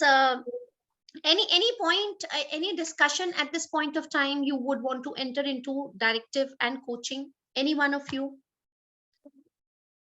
Before we move on to the next style, which is supportive. Yes. Any pointers at this point of time before I move on? Okay. So seems all of us are on the same page. So I move on to the third style, where I would be talking about where your support is very high. So as we see it out here, we just discussed it a few minutes earlier also. Supportive means a high S, but a low D. That means you are low in your role of giving instructions and directions, but you are very high in your role when you are providing support, when you are creating that alignment for everyone to be on the same page. So, when is this style of leadership most beneficial for the team? For the routine task, if there is a routine task, I would say here I disagree with you, Mamta, a little. okay. Because let me give my point. You may also be right. Because when the routine task is there, I think then you need to give very less instructions and people already know how things are. I would Yes. place routine task here For delegation, in delegating style, because if it's a routine task, Mamta, and you are a Okay. leader, your subordinates already know how it is to be done.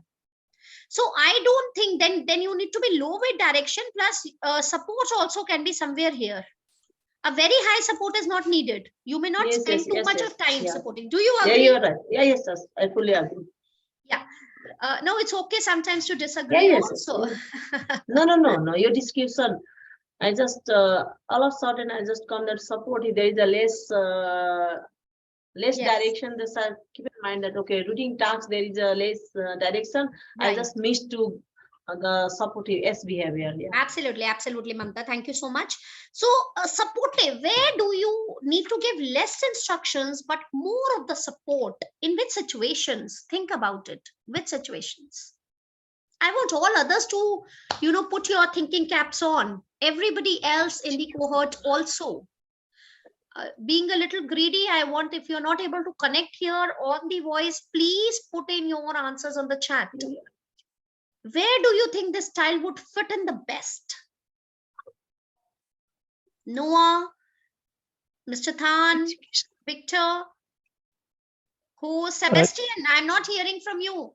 You've had your cup of tea? You are charged up now? More or less. But I More was or less. thinking that maybe you can be more supportive when, as you said, all the team knows what they have to do. They have, like reach a level where they actually perform very well, but they need constant,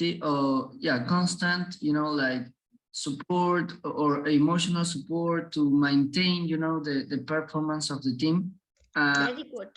The sales team, like they know how and do, but they need to, constantly being fired up and motivated to achieve their goals. Maybe that can be like a I got your situation. point. I got your point. And I would say, Sebastian, brilliant point that you've made it. And yes, they know what they have to do in such situations. For example, you gave the sales team. They know what is to be done. But every point of time, suppose the sales are not closing. Suppose they're not getting the results. They are missing out on targets. They need your social and economic support. They need your social and emotional support so that they stay motivated and they stay committed. Very well done. And you nailed it very rightly. Perfect, Sebastian. Do you agree, the other people in the cohort, do you agree when we say people know their work, they don't need directions from you? That is why we say it is a low D. It is low D because directions are not needed. Work does not need to be elaborated in detail. What is needed is a supportive behavior. Then what I can add on to what Sebastian says is, yes, they need their motivation and commitment to be high. Especially this can be done in difficult situations also. Situations which are not very, very favorable. For example, if I give you an example of the current pandemic, people knew their work, but the environment was so difficult for each one of us. Somebody's family member not well, or somebody himself not well, but still working. So what they need is a little pep up and your social support, your emotional support. It's not that they do not know the work, but it's just that they are having difficult time. Do you agree? All others also, do you agree? Especially taking the example of pandemic. Zain, are we in agreement? Than, are we in agreement? Yes, Sebastian, you've raised your hand. Please go ahead. Yeah, I just wanted to share something because I'm just realizing some things right Yeah. here. For example, at university, I am an academic coordinator, and I have Okay. a staff of, as I said, maybe 25 to 30 professors, Okay. and they all know their work, their Yes. academic activities. They know what they have to do. Yes. They want to deliver the grades, to upload the grades on the system and everything. However, as we said, and these are just, like mechanical activities, Right. like that. However, they need constant, like motivation, Absolutely. going to, to do not keep behind, to keep the KPIs on target, and everything. And I just realized that it should be more, like supportive, and these months that the team have been, like failing in the KPIs, because every now and then, like professors come and go. So every now and then you have a staff of new professors, and Right. this is the time that we have a lot of new professors, and we have been the KPIs how the past semester. However, this year that I have increased the frequency of meetings within the team, our KPIs are now, like okay and on target. So I think this is I just realized this right now, that this is the kind of, leadership my team needs, like Absolutely, absolutely. Because, even if everybody knows their work, but that constant push, that constant, external motivation is needed, so that people stay committed, people stay energetic, and their morale is high. So that's very much needed, and very well explained, Sebastian. Thank you so much. Now, with this, let me move on to the fourth and the last style that we would be discussing, and then we would be relating it to the team members' skills and competence. Now, here, Mamta, we discuss what you were talking about, the routine tasks. That is, delegating style, as it's clearly visible out here. Delegating is a style which has low D, that means low directions and low in terms of facilitation or support even that is needed. So let me put it here. The first where we would use it is when the tasks are routine. I would also say not very crucial, that require your immediate jumping into, is also where you will be using this style. Where else would you be using? Where else? When you also need to give more freedom. Maybe the task is such that the other person knows, and maybe, even as a leader, you may, your competence is not at that task, but the person who's doing the task is very, very competent, and that person needs more freedom. People, your team members, are more competent for that task. Team members' competence is there. So if team members are competent, they are skilled at that task, they would need more freedom. It's not very, very crucial, or situations are normal. I think delegation is the best option. Do we agree? Can you describe the more freedom? More freedom means, for example, okay, for example, I am the director of a film, right? Yeah. Now, my actors already are skilled actors, and the field is such that they need more freedom to express through their acting the character. So instead of me giving them a lot of directions, me explaining them the character and then giving them the freedom to act in a way, I think would be more suitable, because they are more competent and at acting rather than me at directing. What do you say? Or for example, you are the head of a university, right? Now you will have to give more freedom to your professors to teach in a way that they are more skilled at. Yeah. Every professor cannot transfer the learning in the same way. Yes. The material can be same which has to be taught. But, or for example, that matter, let me take AITD's example. Now, the team of Amity Institute of Training and Development is conducting this ITEC sessions, but you have different coaches coming in. Now, they can help us with that. This would be the structure for your session. But how I take up this session, I need that freedom. Yes, My yes. expertise lies in the session. So I'm sure you would be seeing how different coaches are taking you through different sessions, and every coach has their own style. Yes. So people have those competence and they need freedom to work in that competence, and people are responsible and you have trust in their skills and competence. So in such situations, delegating is a more preferred style. You as a leader also trust the skill of your team member. So when such situations are there, I'm sure people also need more freedom. Yes.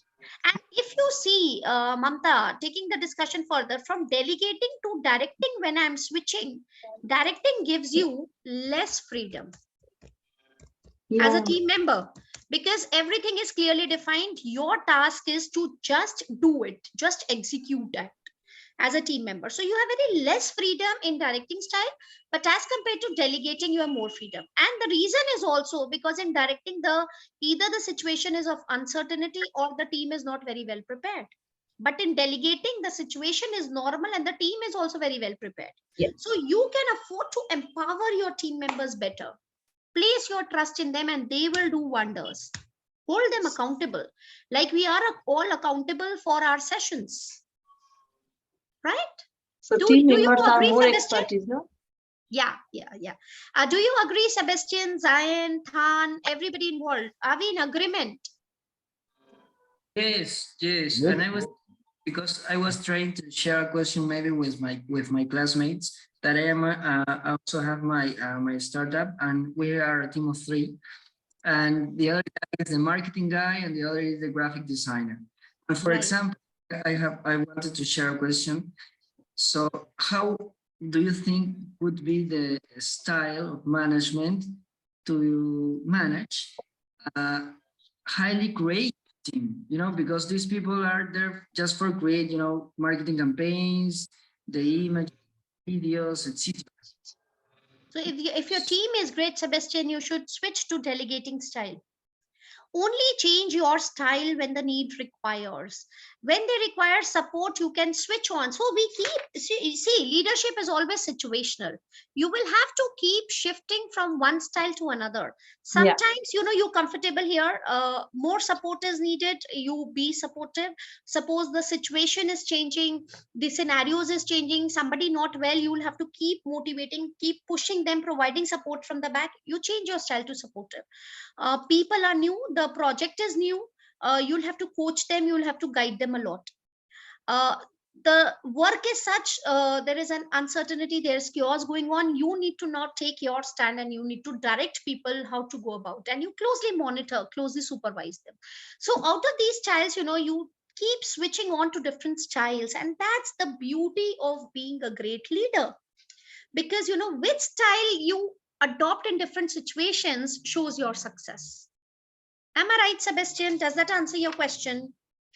Yes, for sure. I was at the beginning of the class, I was thinking that you should be one style of leader, but No.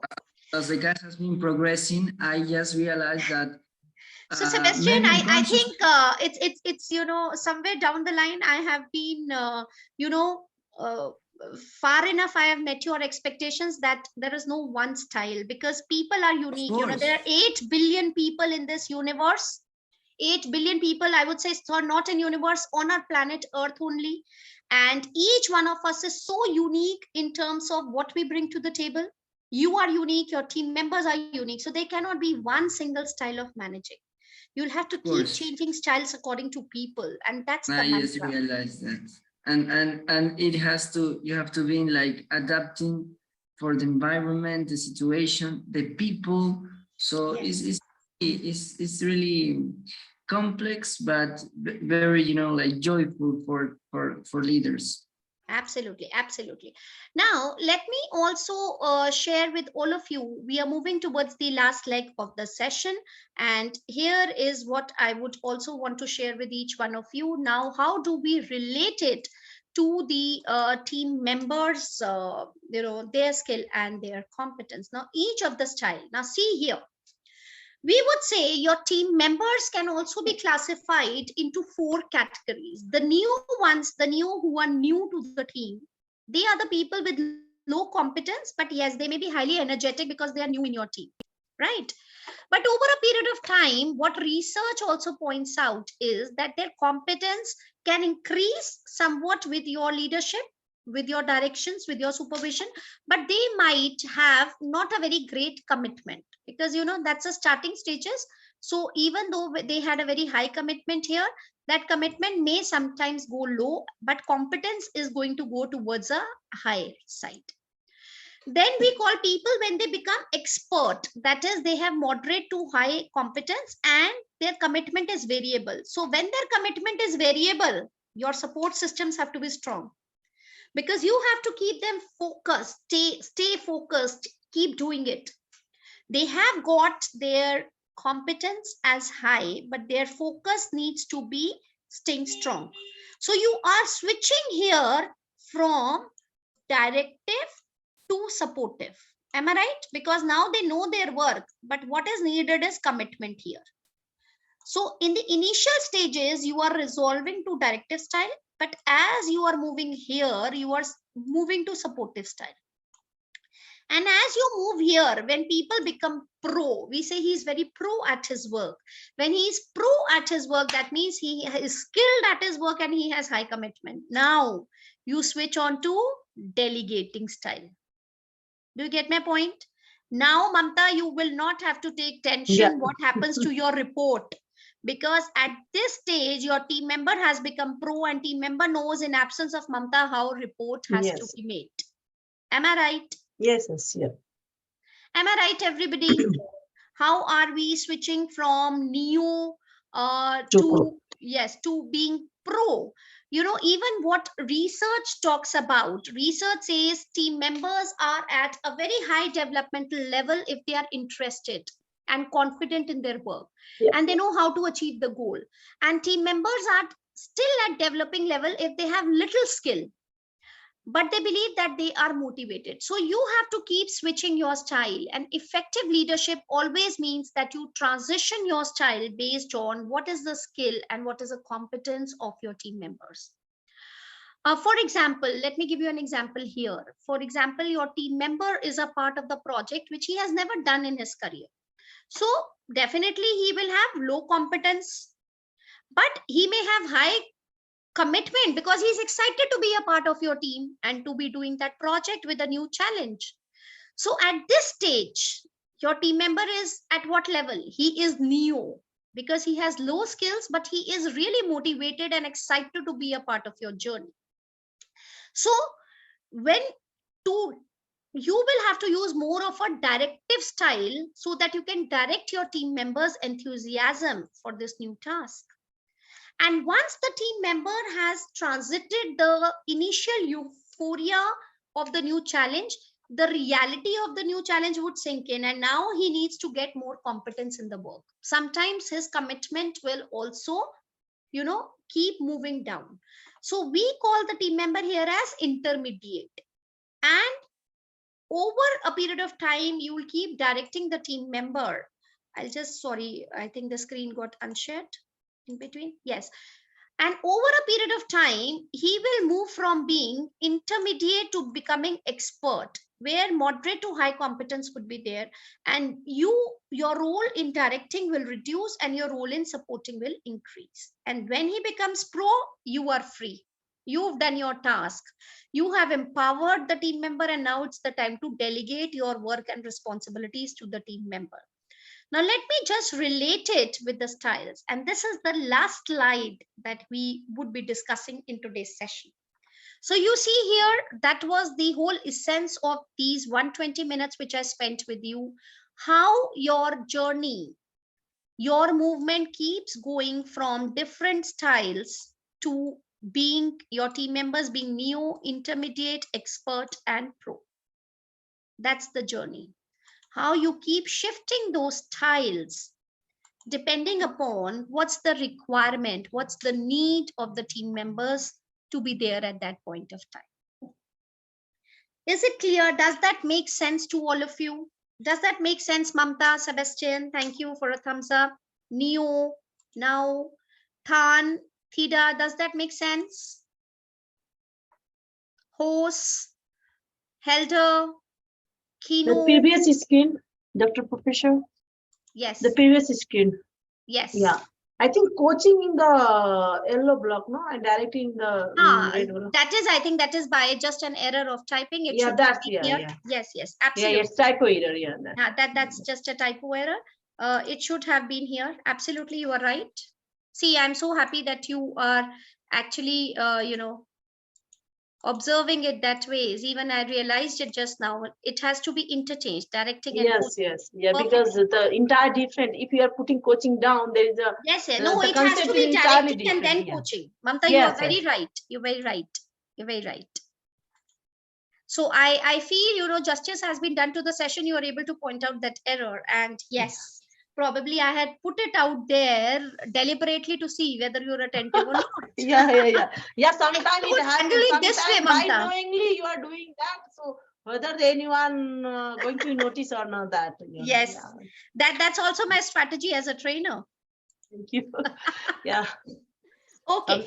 Sometime at the time of the coaching, at the time of the giving the training to your subordinate, I also did like this so that whether they are able to find error or not. Yes, and but you are a smart one, Mamta. You're able to find that out. Okay, you. so taking it forward, think as you know, we are coming to the end of the session, but yes, we are not coming at the end of the thought process. What I want you to think, to deliberate, to keep reflecting and introspecting upon is think of situations in your leadership style where you can be more directing, where you can be less directing, where can you be more coaching, where can you be less supportive, where you can delegate and where you cannot delegate. Because if you are able to use your styles judiciously, believe me, the success would be higher. So this is, as a leader, where you have to keep growing in these areas and you have to keep finding out which is the best style. So achieving balance between the team members' competence, skills, achieving balance where you need to support, where you need to jump in, and where you need not is extremely important in delegation. And yes, I would also like to show you this. The entire delegation process involves when we are choosing the right person for the task, who has, I would say, the skills. I would mention here, this is again your brief mantra that I leave you with, the skills and competence of people. When the task is right, you have to see when and when not to delegate, when and when not to delegate. Right circumstances, how the situation is the situation crucial, will you have to jump up or no? What kind of directions you need to give, how the communication has to be. In difficult situations, maybe instructions are only needed, otherwise two-way communication is needed. So how the communication has to go, and what is the level of supervision? Do you have to closely supervise or not? What is the level of supervision that is needed? So when you are deciding on these 5 aspects, I'm sure you are moving in the right direction to delegate effectively. So with this, I would leave it here. And now, last 1 minute, I would like to know from all of you, what is that one takeaway or one insight that you take from this discussion of 1 hour 20 minutes? What's your one takeaway? Yes, please. Yes, Sebastian, you've raised your hand. Please go ahead. Yeah, this is, first of all, I want to thank you because this workshop, this class has been really wonderful. Thank you so much. Thank you. No, thank you.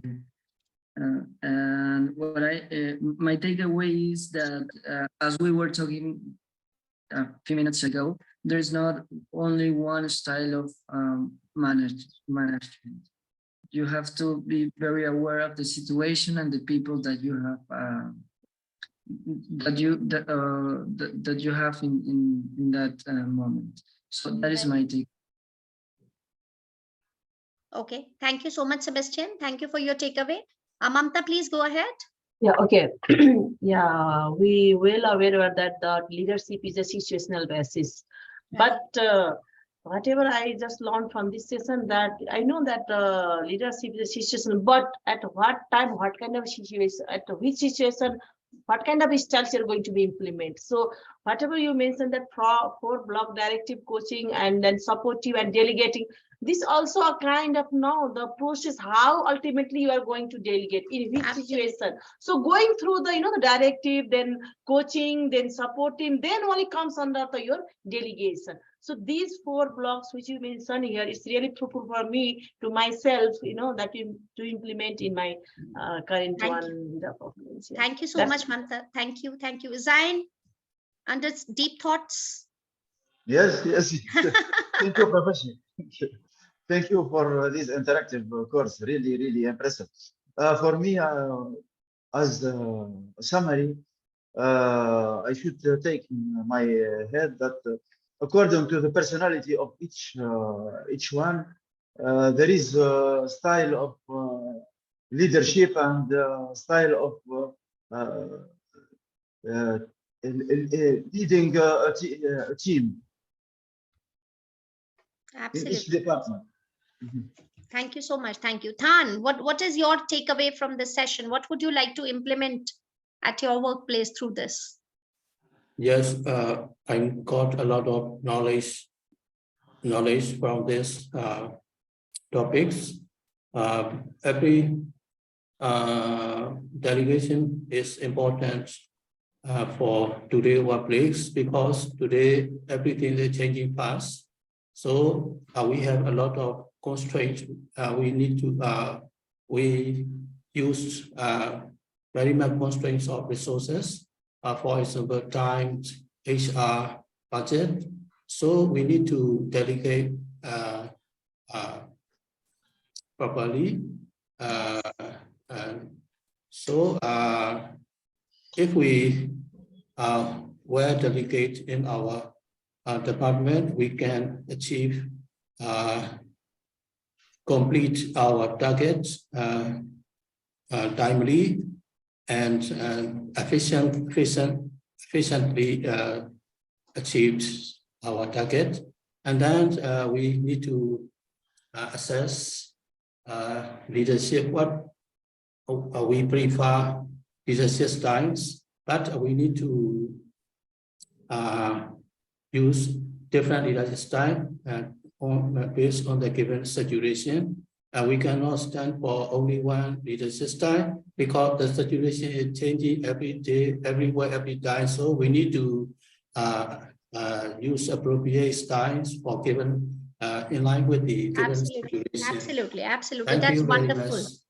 Thank you very much. That's wonderful. Theda, last comments from your end.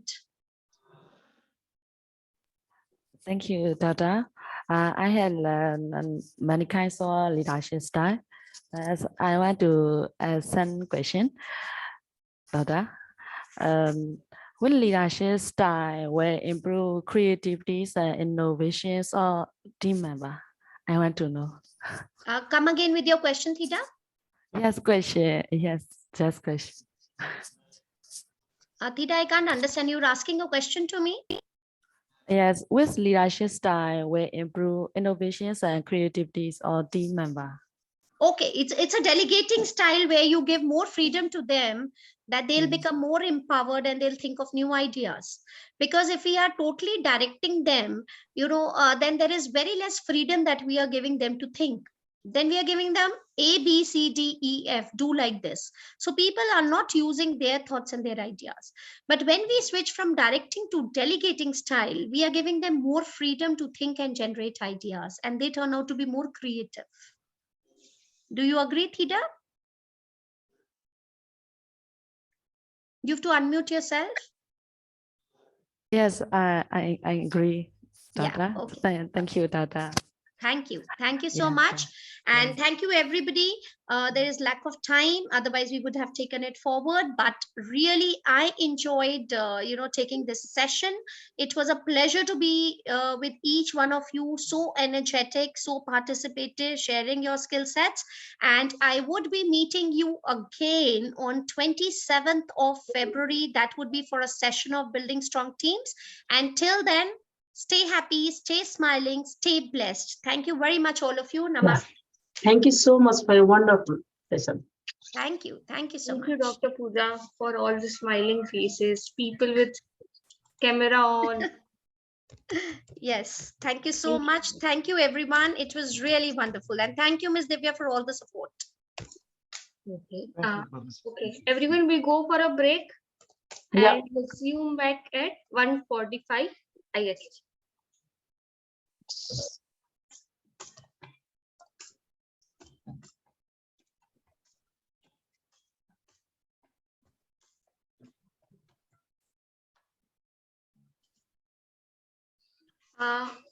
Arvind.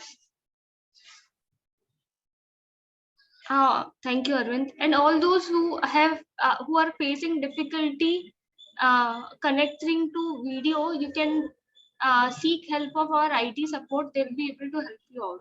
The break is good time for you to connect with them and get it sorted out. Thank you.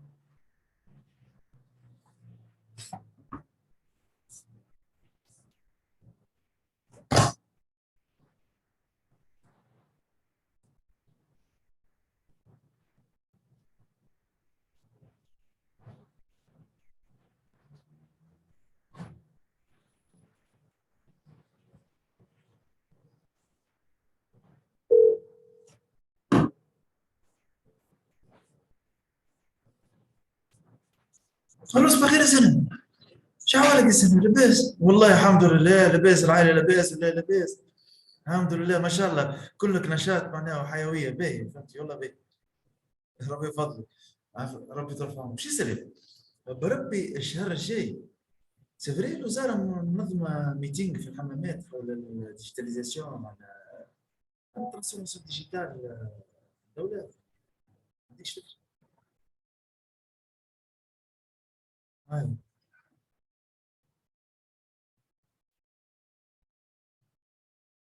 عنديش فكرة. فما ايفينمون هيك في الديجيتاليزاسيون الترانسفورماسيون ديجيتال تاع حاجة. بس اني واحدة نميم التي قال لي ما هو التي عندك.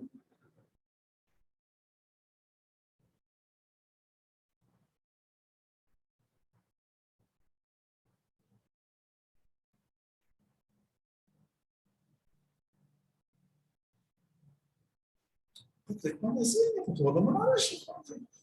انا مين التي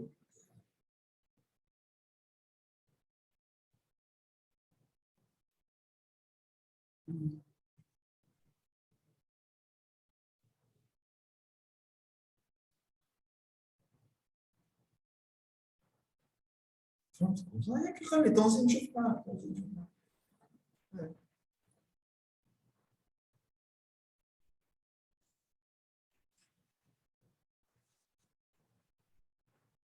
هاي لايك تو هاي داك سيبر سيكوريتي.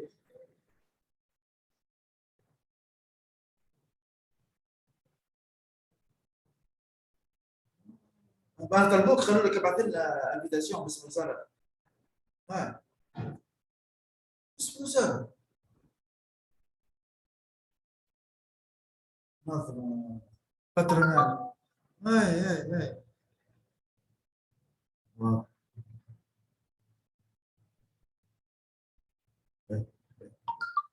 عايش باي باي. تشاوز.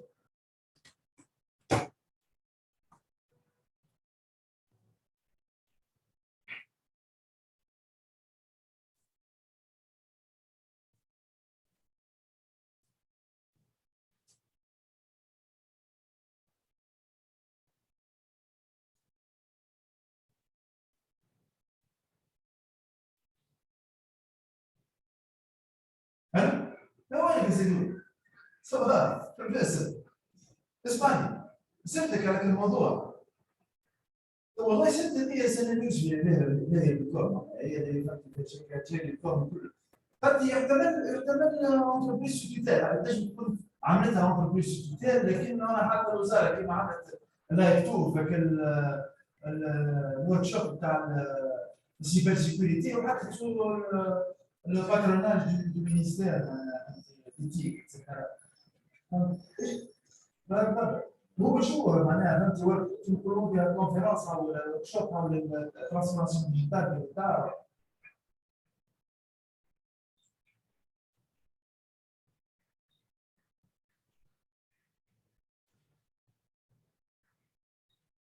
طاش سياني طاش سياني ترانسفورماسيون ديجيتال. كون عندنا تنظيم الناس باهي عايش كويس كويس.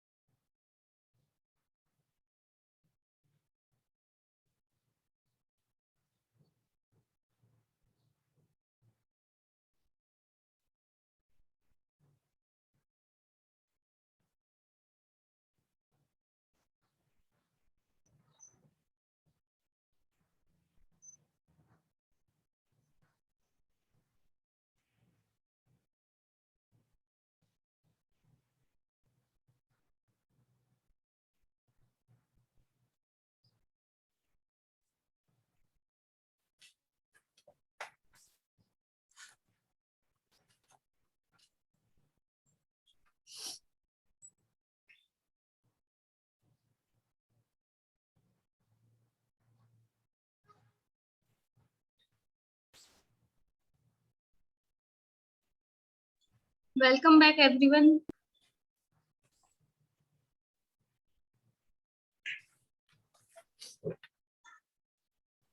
Sir Harminder,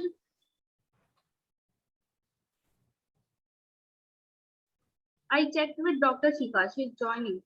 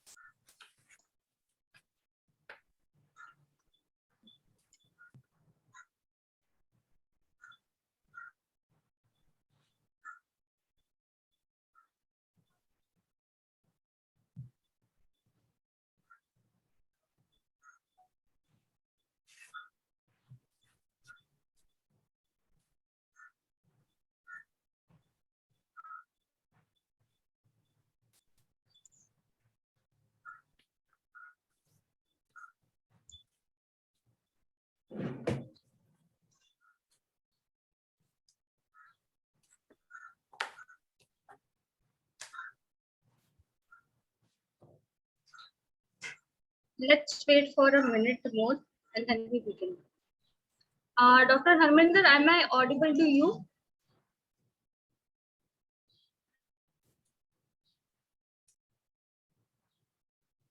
You're mute.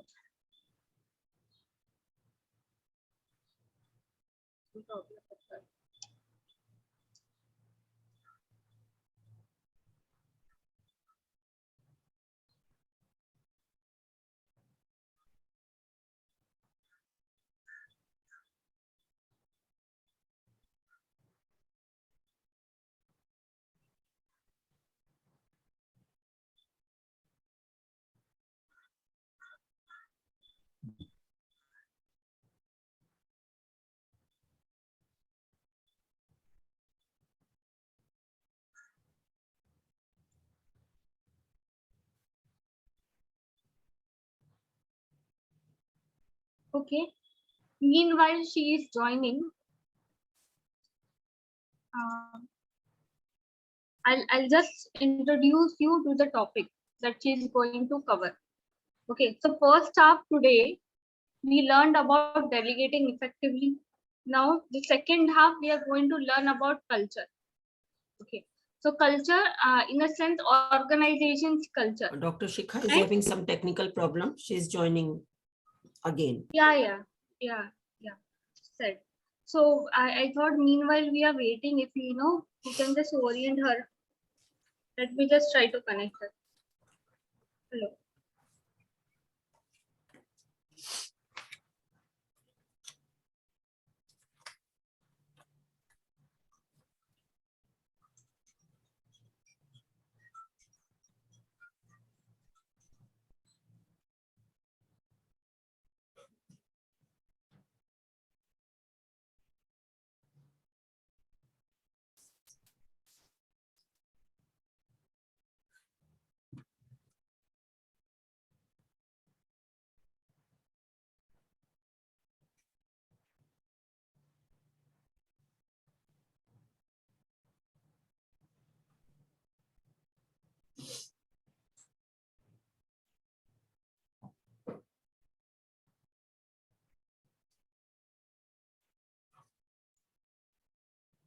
I don't know, her PC got hanged. She's unable to join in. Okay, so I was saying we started with delegating effectively. So when it comes to HR, human resources, we started with understanding self and others. Okay. After understanding self and others, we went to breaking unconscious biases. Biases, you might remember the pictures and the gender and so many other types of biases. Then yesterday we covered giving effective feedback. So giving effective feedback, you might have learned different types of feedback and how to give a star feedback. Then today morning, we started with delegating effectively. This is where we learned about delegation style along with other styles and how do we master it. Now, if you look at it carefully, all these competencies which we were referring to up till now were actually part of individual. Okay, how as an individual you can be better as a manager or resource person. Now the transition or the shift that we are going to derive from this session to the next session is going to be at the organization level. We are going to talk about culture. We're going to talk about how do we include people. We are going to talk about diversity and so many other things. Okay, so Dr. Shikha's session is going to be integral part of it. Divya, Shikha is having some technical problem in joining. She just called me up to tell that. Sure. Dr. Harmeet, can you just brief them about organization culture meanwhile she joins in? Sure. Welcome you back. By the time Dr. Shikha is joining, we'll be taking a session on organizational culture.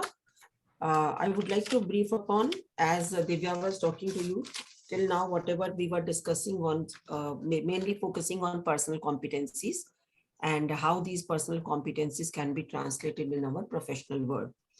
So organizational culture, as we all know, is very important part of the professional world. And people who bring their values, their personality, their learning, their communication, everything along with them when join any organizational culture. And this is how the organizational culture is built.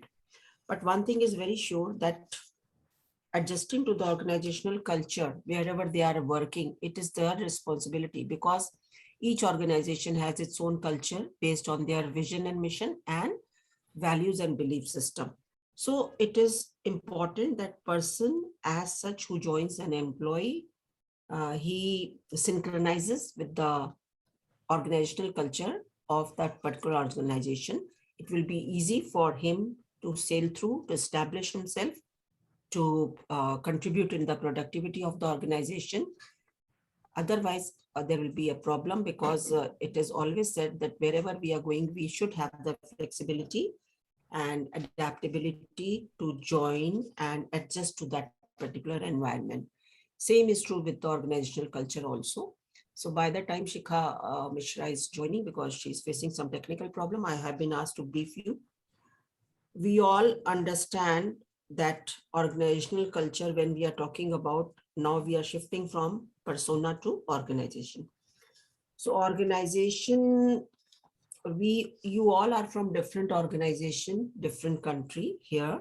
So it is very, very important to understand that whatever you are going to learn here, you may translate it to at your workplace also, whatever the learning it happens to you during that. Dr. Shikha has already joined, and I will hand over to her to start her session. Before that, I would like to read a small, short, brief profile of Dr. Shikha Mishra. She was having some technical problem. Now she's here. I can see her. Dr. Shikha is, thank you, Shikha. Dr. Shikha is an academician, behavioral trainer with 20 years of experience in soft skills training and human resource management. She is certified organizational development specialist from Tata Institute of Social Sciences, Mumbai, performance and competency developer from Carlton Advanced Management Institute. Currently, Shikha is working with Amity University as an associate professor in the area of human resource management. She has expertise in subjects like strategic management, organizational design and structure, organizational change and development, competency mapping, and performance management system. Her key roles include training and consultancy, stream coordinator of HR subjects, study abroad program coordinator, and student mentoring system coordinator. Expert in conceptualizing and developing training in the area of change management, communication, team building, personal development plan, and leadership capability. She implemented the use of innovative training practices and methods like role plays, simulation exercises, games, energizers for better absorption and transference of training. She has her credential. She has to her credential a number of publications and research papers in national and international journals of repute. Apart from that, she has avid interest in teaching the art of change management, professional excellence, and positive attitude. This is one of the programs she handled very well. And other programs handled by Shikhar with the bank's administrative officials of Election Commission on the topics like emotional intelligence, goal setting, team building, etc. Welcome you, Shikha, for the session. Over to you. Thank you. Thank you so much, ma'am. Thank you. Welcome back after the break, participant. A very good afternoon from here. And what is the time over there? What is the exact time? Participants? I'm not going to start the session once everybody greets me together. Victor. Very good afternoon, Professor. It's from Nepal. It's 2:10. Okay, fine. So Mamta, welcome back again. We met yesterday. She was the most active participant, Dr. Gujral. And Andrea, Victor, Deepesh, there, Sebastian. Okay, welcome back. So yesterday, just a quick recap, we discussed about feedback, the role of feedback, why is it essential? And using one of the best methods of the feedback, I hope you remember the caption of that. What is the method, which is the method we discussed at large for using the feedback? Noah, can you answer, please? Can you hear me, Mr. Noah? Please come again. Yeah, what was the method of feedback we learned yesterday? Okay. Yesterday. Star method. Okay. Yeah, it's a star method. Okay, yeah, it's a star method. And if we get back to the star method again, because I have to relate culture. And in the star method, we talk about affirm the situation, what exactly the situation or task is, and the action taken by the incumbent, and finally the result. And the result has to be focused and future oriented. That's what we learn. And if you remember my last question, which I asked you, was that what should be the triggers of organization culture? How could you include feedback in the organization culture? Hope you remember, all of you. Okay, with this note, I have certain questions to ask everybody, right? First of all, I want everyone to switch on their cameras. And this is the slide. I hope the slide is visible. Mamta, post a picture of your favorite place. I hope this slide is visible, Mamta. Yes, it's visible. Yeah, okay. So I would request if you can post in the chat box, I'll give you a few seconds, right, where you can post a picture of your favorite place, everyone. Rafael says it's 11:29 a.m. here in Tanzania. Great. So instead of saying good afternoon, I should say great day to everyone. Okay, post a picture, everyone, of your favorite place in the world. It can be your home as well. If you can do that, let's see how many we have in the chat box.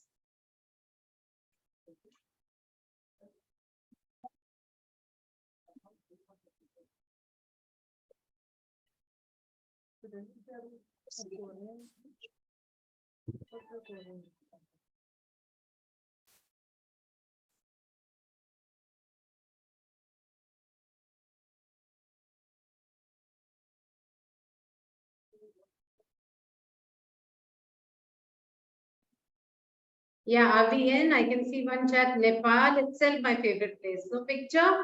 Okay, Mamta. Who else? What's your favorite place in the world? Let's have it from the group. I hope the energy of the participants are high. The energy levels are high of the participant. Yes or no? Okay, only Mamta has written it is my favorite. Nepal is my favorite place. Who else? Quickly, I'm waiting for your pings in the chat box.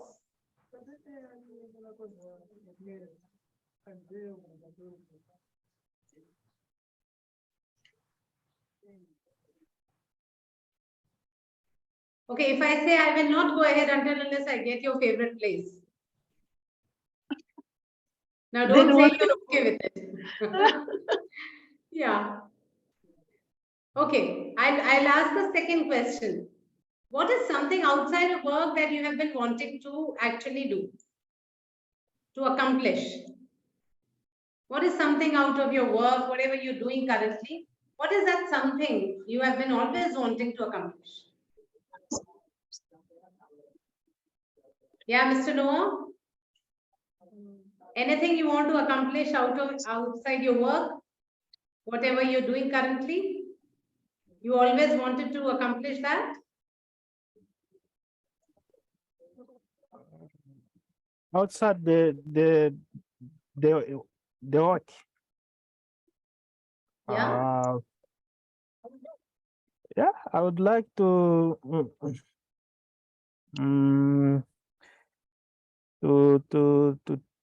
to share my experience about how we can how we can have best behavior on social life Okay, in you general. want to be Yes. more social, if I sum it up? Yes. Okay, wonderful, wonderful input, Mr. Noah. Okay, Mr. Zain, Mohammad Zain, can you answer? I have not heard from you since yesterday. What is that something which you have always been wanting to accomplish outside your work, whatever you're doing? Victor, Mr. Jones, Rafael.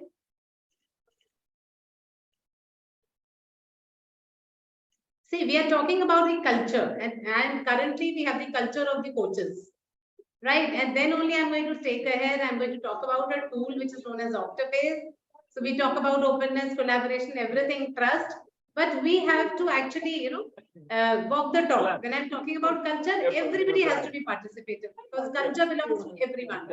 May I, Professor?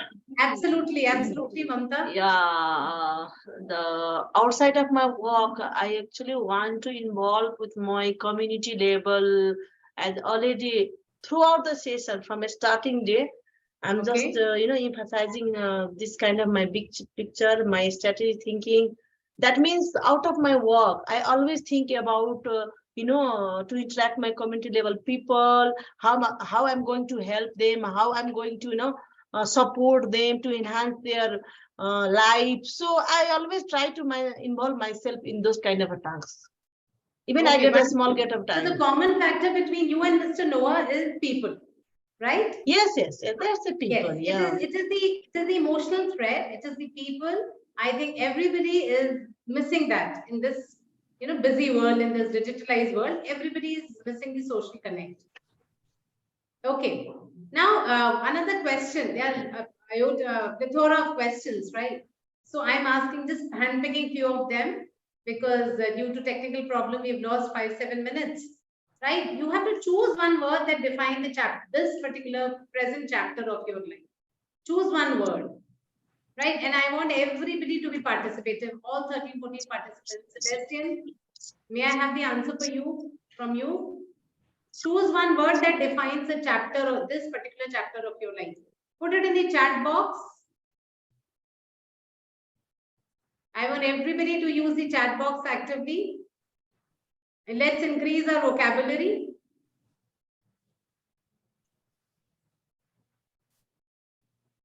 You have to choose one word that describes your life currently. Okay. Some Victor said I'm having problem with my camera. Okay, quickly, I want the answers, please. One word that describes your life. Wow, diversification. Amazing. Sebastian says diversification. Okay, Sebastian, can you elaborate on this one word of your life? Yeah, sure. I wrote diversification because this is a chapter in my life where I am mostly concerned on diverse,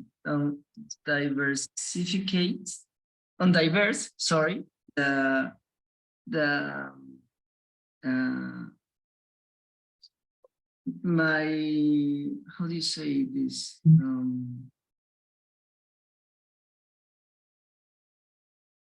Income sources. Yeah. Okay, Sorry. you want to diversify your income sources, is that? Yeah, sure. Because Yeah, amazing. Okay. Yeah. So how you plan to do that? You are upskilling yourself for that? Yeah, sure. Because for example, I have my own business right now. I have my career, and Okay. I'm also doing. I'm a professor, so I have like 3 income sources right now, and I want to Wow. build more. Yeah. Yes, you should connect with all of us. Okay, very inspiring, Mr. Sebastian. Interaction. Pardon? From my side, it's interaction. I just define Interaction, myself. yeah. So this is one chapter. I mean, this is the current chapter of your life, interaction. Elaborate, please, Mamta. The interaction, you know, that even in your workplace, or even in your personal life, even in your social life, I believe that interaction, because without interaction, you are not going to know about the demand, the requirement of your colleagues, as well as the demand of your society, and the same thing, or demand of your subordinate, which are working in the same team members. So I believe that interaction is, good tools for me to analyze myself as well as my society. Yes, so I think we are right enough to make you the active participant, at least in my session, right? Yesterday and today itself, you are interacting, right? Wonderful. Yeah, I always believe Amazing. myself an extrovert person, and I always believe in the interaction. Yeah, it will take you places, I'm sure, Mamta, because more you interact, more you learn, right? Yeah. And anybody else who want to describe the current chapter, apart from Sebastian and Mamta, we have so many other participants. Quick answers, please. There is no way out, you can run away.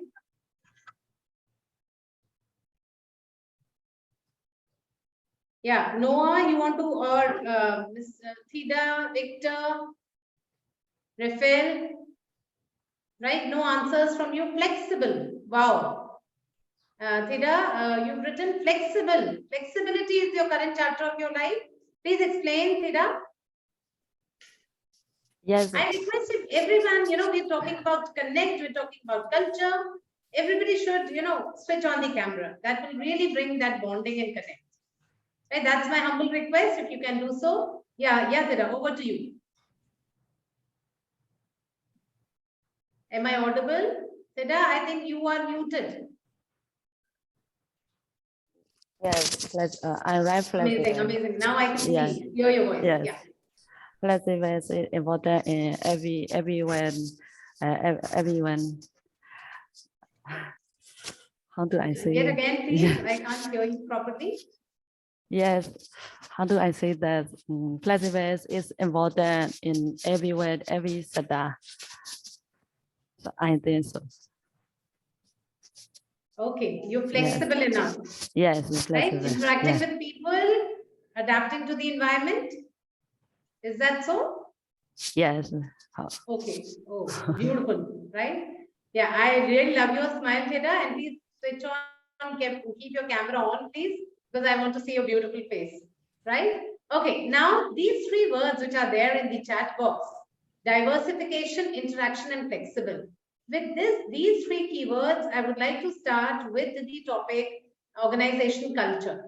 I will take you through, you would have, experience yourself in your span of your career, in your span of your education, right? At home, we have a particular culture, in office, we have a particular culture, and it is we who create it.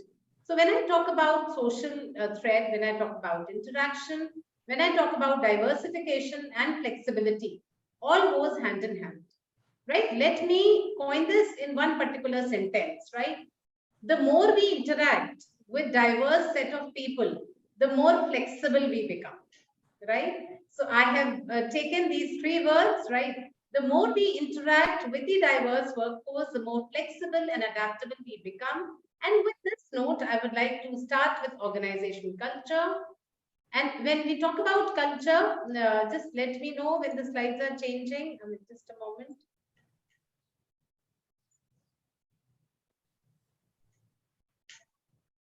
Putting on the slideshow.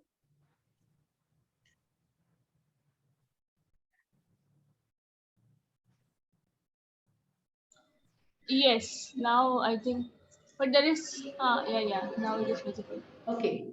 So when we talk about culture, right? So flexibility, social thread, interaction, and the adaptability, dealing with diverse set of mindset and people. We have an organization lifespan, right? And it becomes very valuable and it requires immortality. Why? Because whatever flows from top to down becomes the culture of the organization. Right? It is not the people at the middle level management. It's not the people at the lower level management, who makes it. It's the people at the top who creates the culture. And when we talk about, there's this in management, there's a model which is known as Tichy and Sherman model, TICHI, HY and SHERMAN, Tichy Sherman model. It talks about that, you have, it's a top management, who architecture the awakening spirit in the organization. And change always flows from top to bottom. Now, a common perception which is held by the members of the organization are, these are few characteristics which every culture, and you will see when you join a different workplace or your current workplace. First of all, innovation and risk taking becomes the habit, right, of the individuals if the culture is adapted by the top management.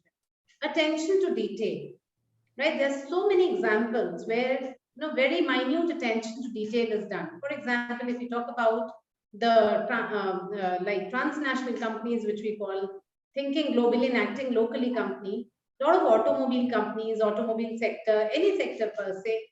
IKEA, for example, it's a Swedish, upholstery. It's a Swedish company which make cutlery and upholstery and furniture for different set of countries. Right, they pay attention to detail when they actually make their products, right? They take a lot of risk. Why? Because the per unit cost of production is very high, because they make the furniture, the cutlery, and all their products based on the local needs of the people. Whether it is French people, Indian people, Chinese people, British people, they make products for different set of customers. So attention to detail is a very important parameter for any organization culture. Outcome orientation, right? Process is equally important than the outcome, but definitely why the process has to be streamlined, because definitely the outcome orientation has to be there. I hope we are all on the same page. Everybody agrees with it. So I have taken your questions only, framed it, and then I have taken the culture ahead. So team orientation, when we talk about interaction, when we talk about flexibility, one of the skills which is very, very important are a research desk at Amity Business School, AITD, at Amity University. We have always tried to connect the thread between academia and the corporate. And the corporate people have always given the feedback, that it is interpersonal team effectiveness which is important for any individual. We are very sound with our own knowledge, in our own functional knowledge. We might be the IT expert, we might be marketing expert, but when it comes to interacting with people, it is one skill which is actually lacking in majority of people. So when Mamta says, it is interaction, right? And when one of the participants says it is diversification, it is very, very important to interact, because until unless you interact, you will not be able to make a common thread for the organization culture. Aggressiveness and stability. When we talk about agile organization, I'm sure everybody must have heard this word agile. right? Agility in the culture. I will have one slide for that as well. So stability, agility, aggressiveness, we talk about that agility. It's not that aggressiveness in the behavior, but that outcome orientation, that, that attention to detail, and that spirit to, actually gain the outcome, that has to be inculcated in the organization culture. So we move ahead. What is exactly organization culture? It's a perception sometimes, it's descriptive, it is shared. Culture is not individual, remember, right? It is always shared by this set of people. For example, we have a lot of examples of companies like Google, Microsoft, right? They are learning organizations. Why are they known as learning organizations? Can anybody, any idea, rough idea, what is a learning organization? Can you have the chat box, answers in the chat box? What are learning organizations? Any idea or any guesses?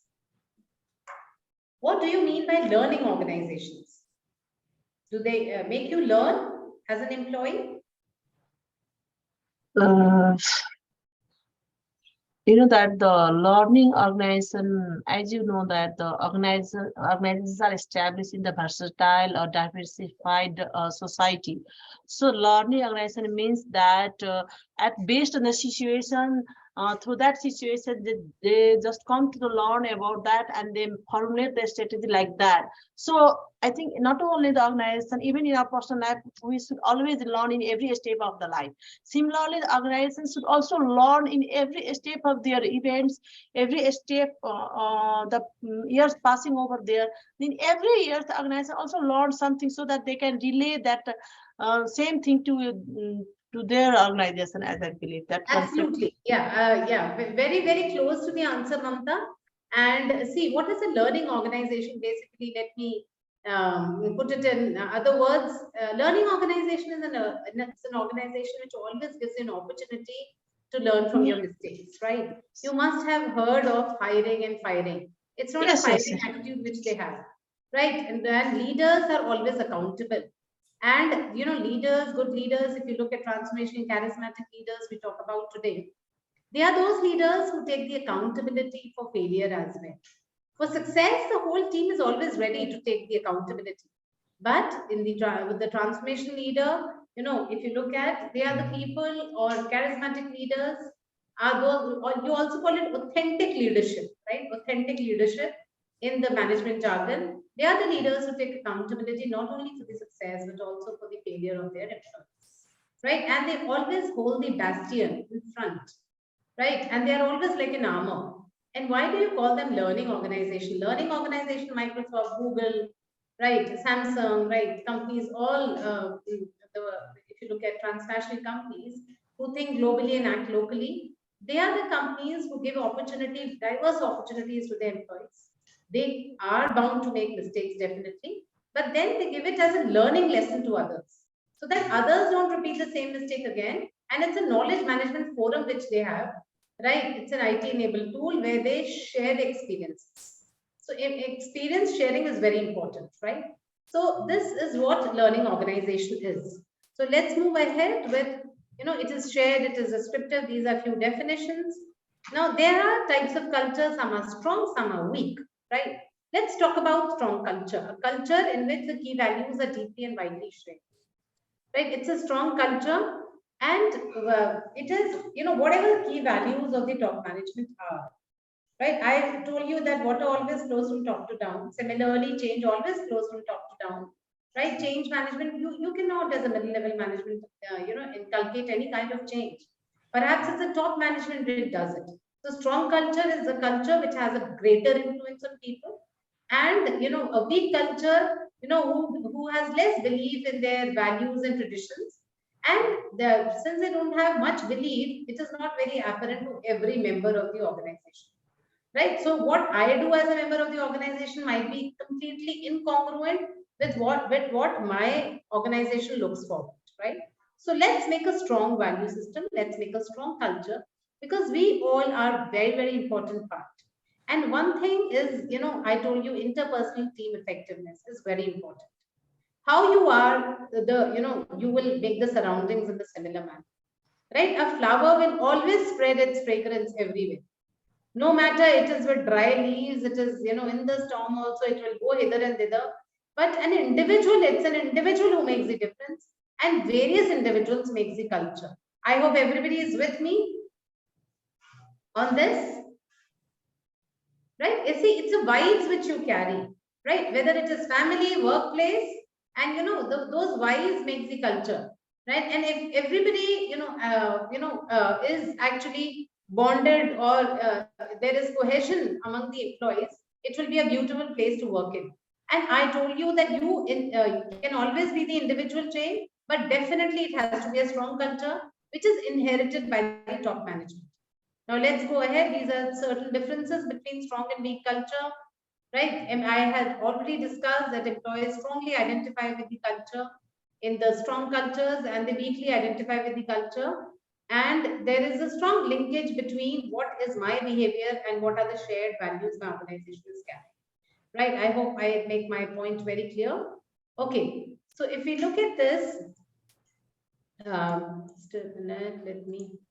Okay, how do employees learn culture, right? It is not easy. It is not easy to change individuals, right? So I'm sure everybody will agree, though from the behavior background, right? I deal with people, I talk about people. Still, I personally feel that it's a human behavior which is the most difficult to change, right? It's the most difficult to change, believe me. If you think you can change yourself, it's only your corner, your niche, which you have made for yourself. And if you make the change, you know, if you want the change, be the change itself. That's what it is said, right? So through stories, through rituals, through material symbols, through language, you know, this is how the employees learn culture. Now, if you talk about stories, now what happens is, now we have it's a storytelling session in many of the corporates which is used, right? For example, many of the advertisement agencies, Ogilvy Mather, if you talk about, right? If you talk about any particular manufacturing industry also, it's a story, you know, telling session through which you propagate the culture, particular culture. And in other words, it is experience share, right?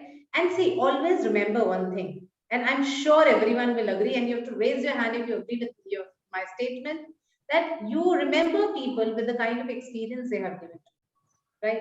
You don't remember them on the basis of knowledge or skills they are having, right? How many agree with me? Please give a thumbs up that you remember people with the kind of experience they have given to you, good or bad, right? I can see few thumbs up.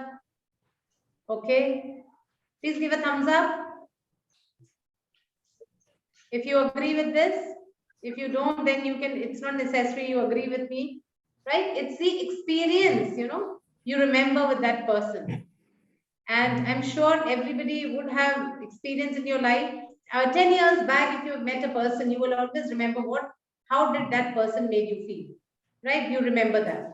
So that's what, when we talk about culture, we talk about rituals, we talk about attire, we talk about sequence of activities which happens in the organization. For example, in one of the organization, you have that very open culture where you can express yourself, right?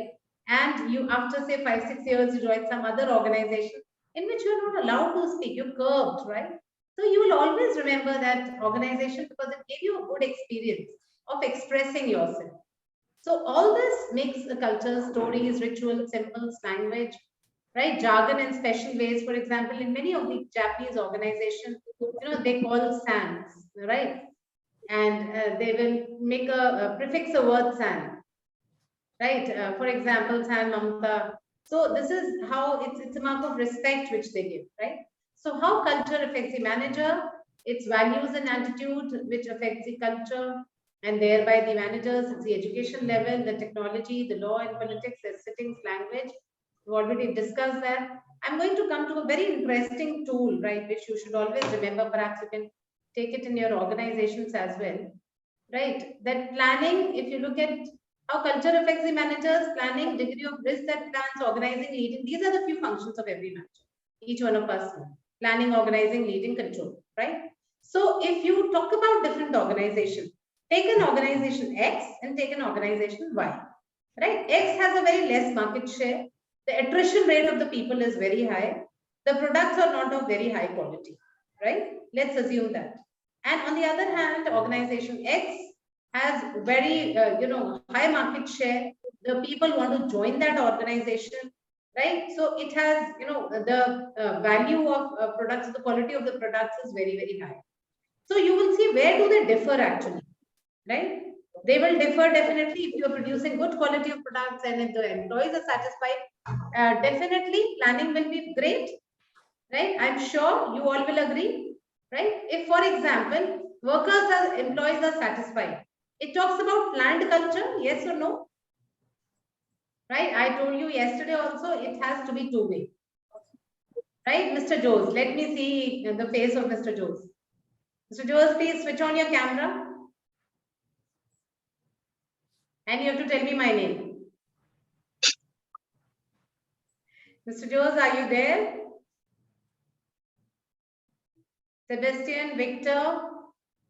I've already talked with Theda. Theda, I'm missing your beautiful smile. You've switched off the camera. It doesn't talk about strong organization culture.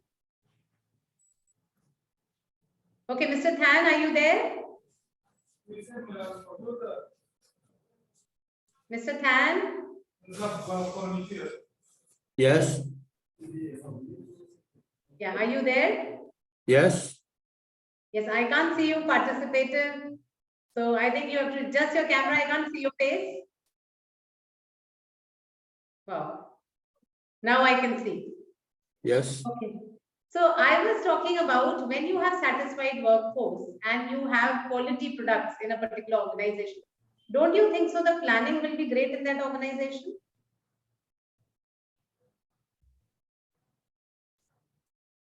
You agree with me, Mr. Than? Planning in terms of production, planning in terms of managing people would be great. If the workforce is satisfied and the products are of high quality. yes. Right? So that's what I wanted to get the point. So be with us, Mr. Than. We look forward for your inputs. Right? So when you plan, it is the degree of risk which you take, right? How much environmental scanning you've done. There is a very nice tool in strategic management which is known as pestle analysis. Right? You can jot it down, you can go through it. Pestle analysis is a beautiful tool. It's a political, economic, social, technological, legal, right? So all these factors you take into consideration while you scan the external environment, while making these strategies or plans. Right. So it is very, very important. Like, for example, let's talk about pestle, economic and environmental. So if your competitors are providing the best of salaries, you as an organization, you will also like to provide the best of salaries so that the attrition rate is less. So the planning is great, culture will be great because people would like to stay put in your organization. Right? So all this is linked, interlinked, and everything emancipates from culture.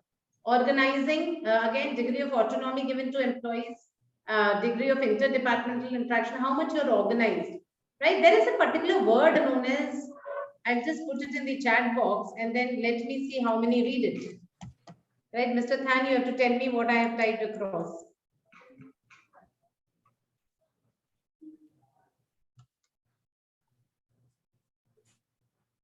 Okay, my chat is not responding somehow. The word is silos, S-I-L-O-S.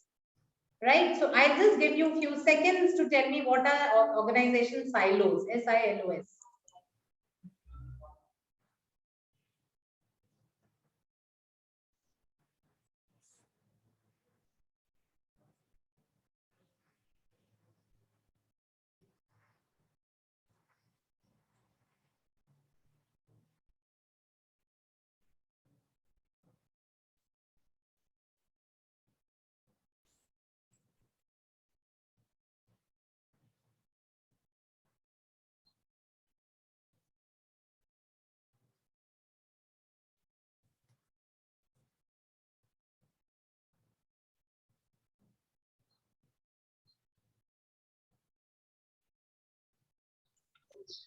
Dr. Shika, is your screen stuck?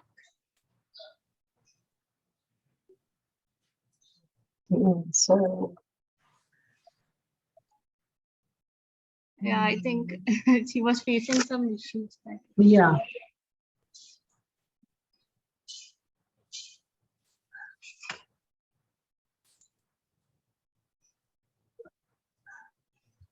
Okay, let me check.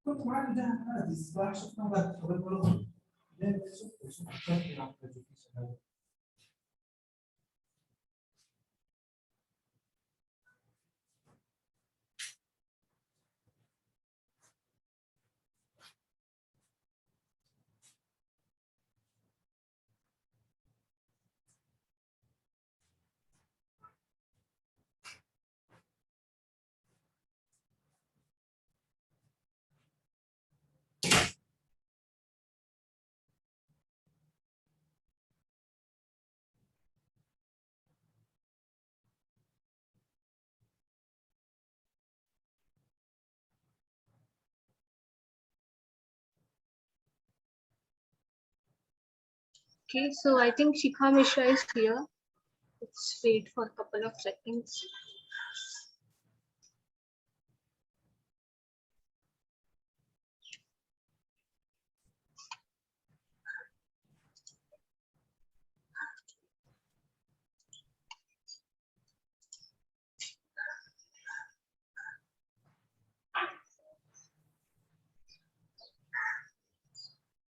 Sorry, Divya, I lost the connection. If you can reshare the slides, or I'll just try.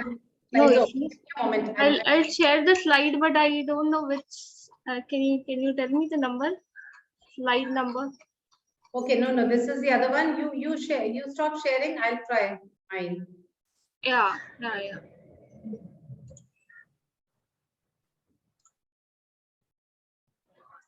Is it visible? Yes, Professor.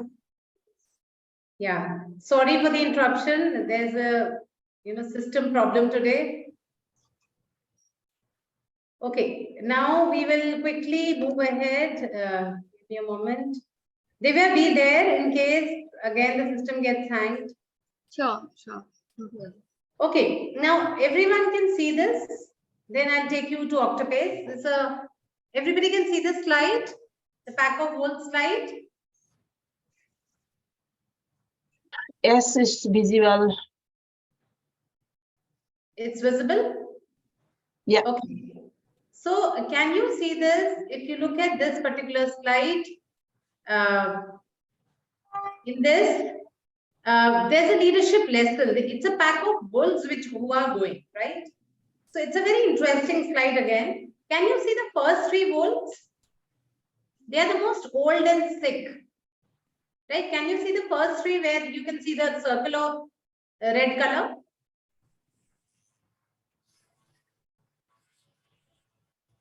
Can all of you see this? Yes. The first three wolves, now they are the most old and sick. They always walk in front to set the pace because the older, the wiser, and they will give you a proper direction. They are much more disciplined, right?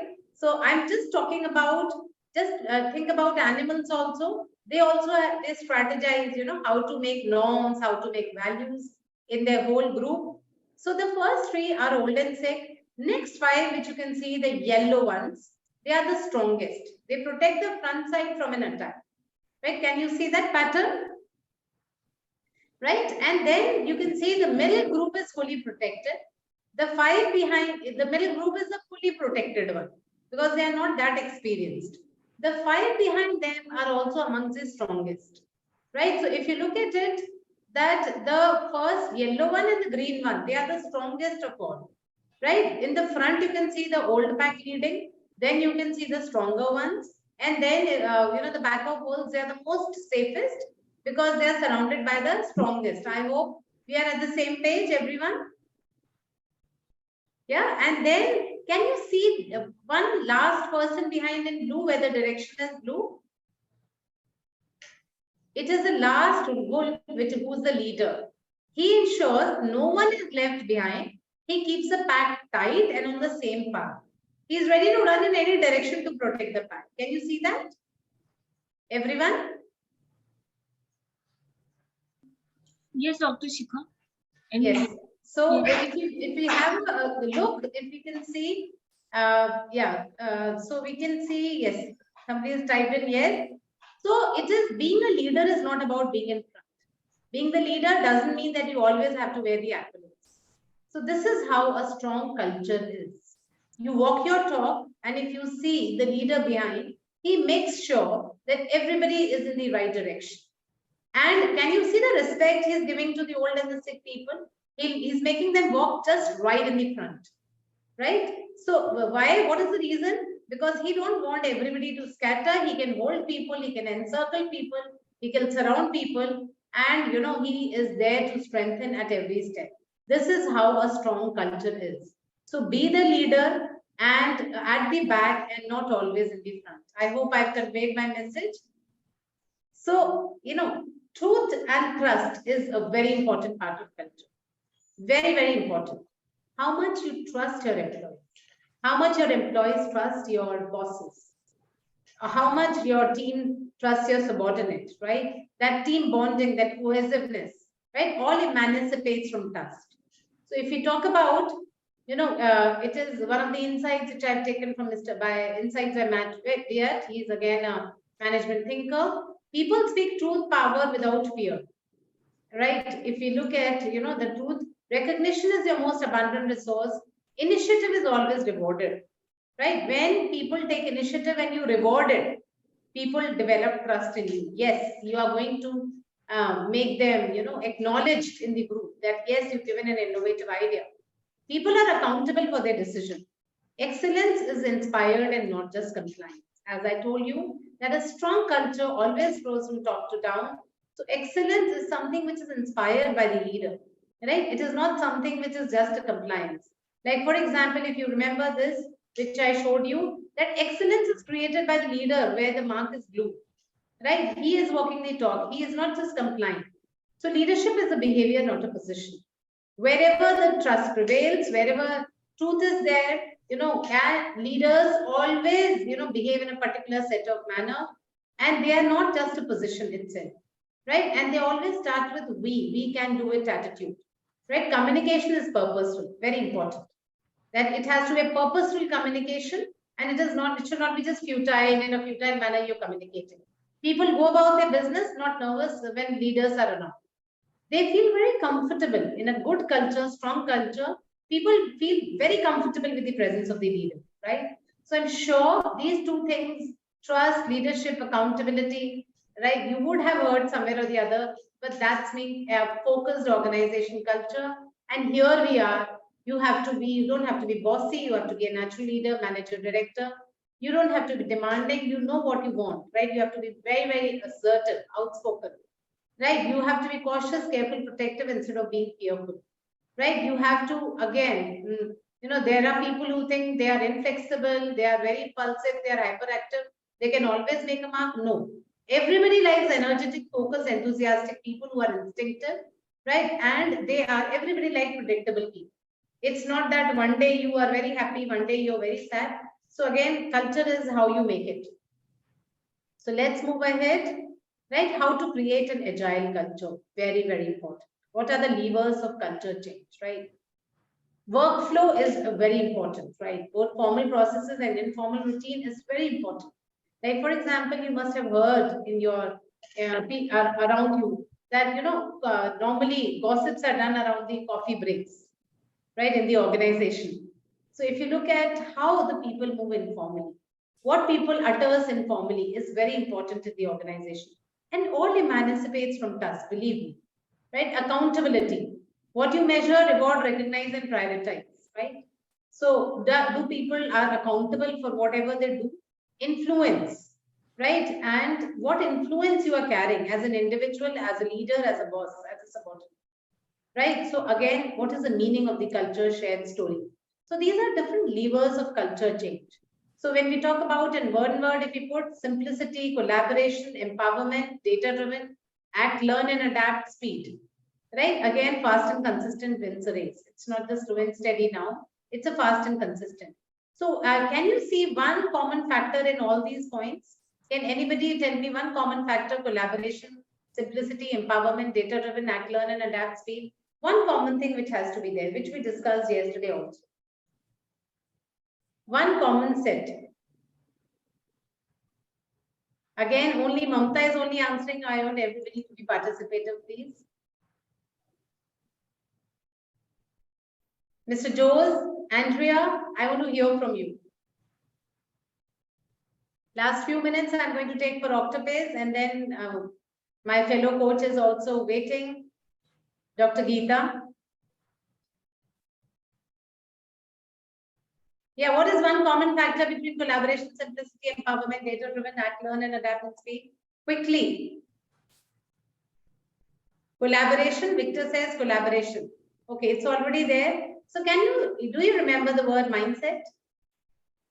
Right? Mindset, perception, right? This is all very, very important. You can be simple, right? If you have a clear mindset, you can collaborate if you think that others are not your enemies, or you are not antagonistic with their way of thinking. You can only empower if you have a clear mindset, right? You can talk about speed, right? Again, you have to be present oriented. You don't have to think about past. Act, learn, and adapt. You can only learn, you can only adapt. You remember one of the icebreakers, I would again like to repeat that two best friends, they were playing, and one of them were able to save the life of the other when he drowned in a lake in the just below the ice. He kept on, beating the ice. And it was only because of his own willpower and mindset that, yes, he can save his friend.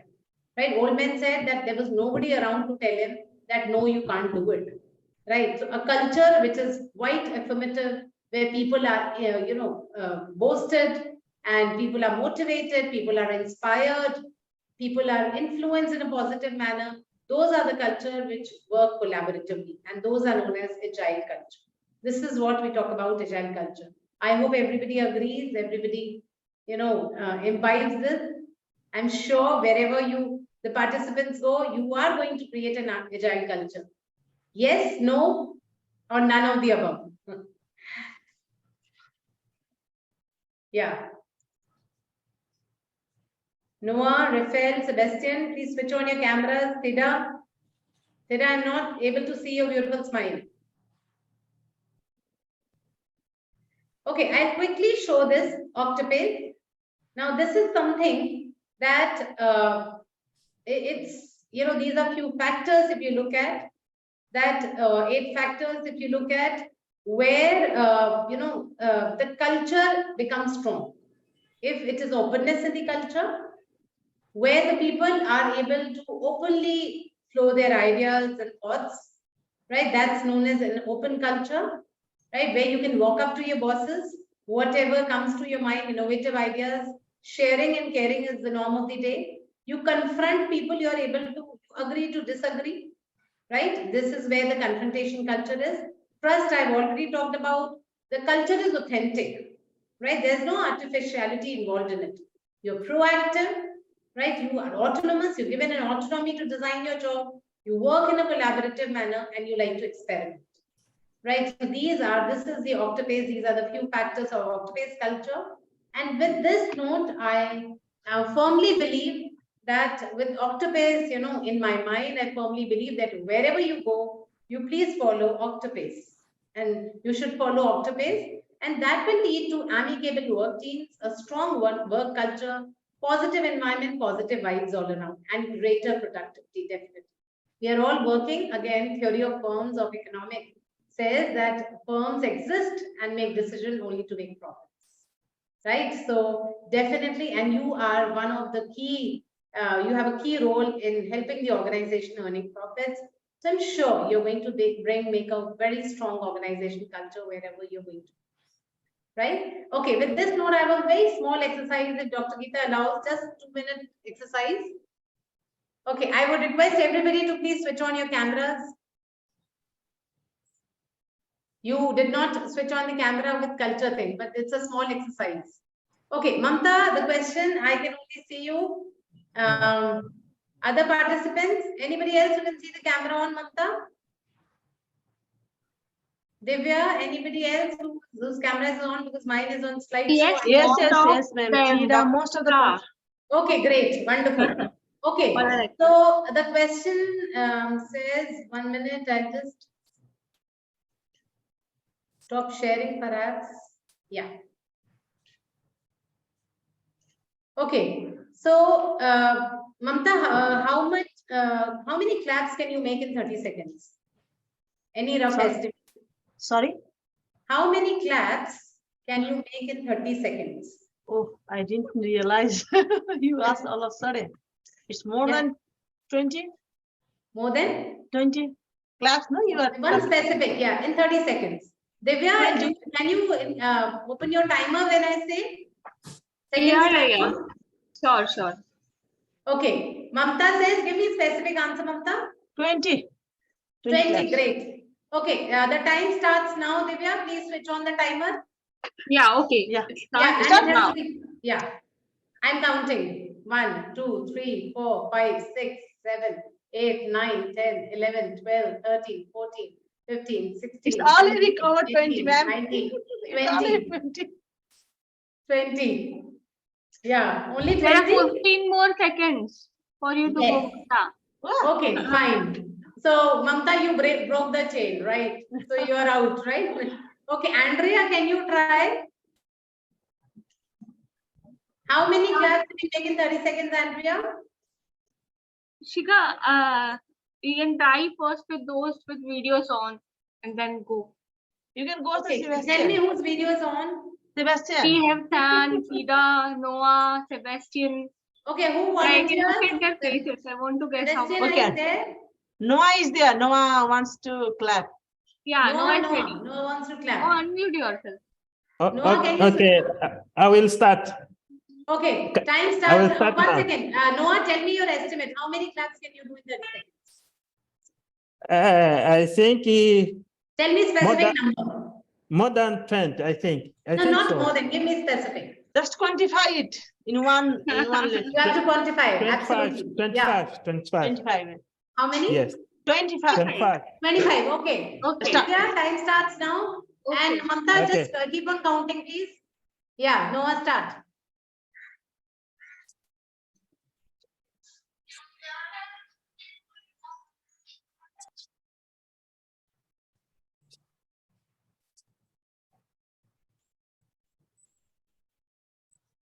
It's enough?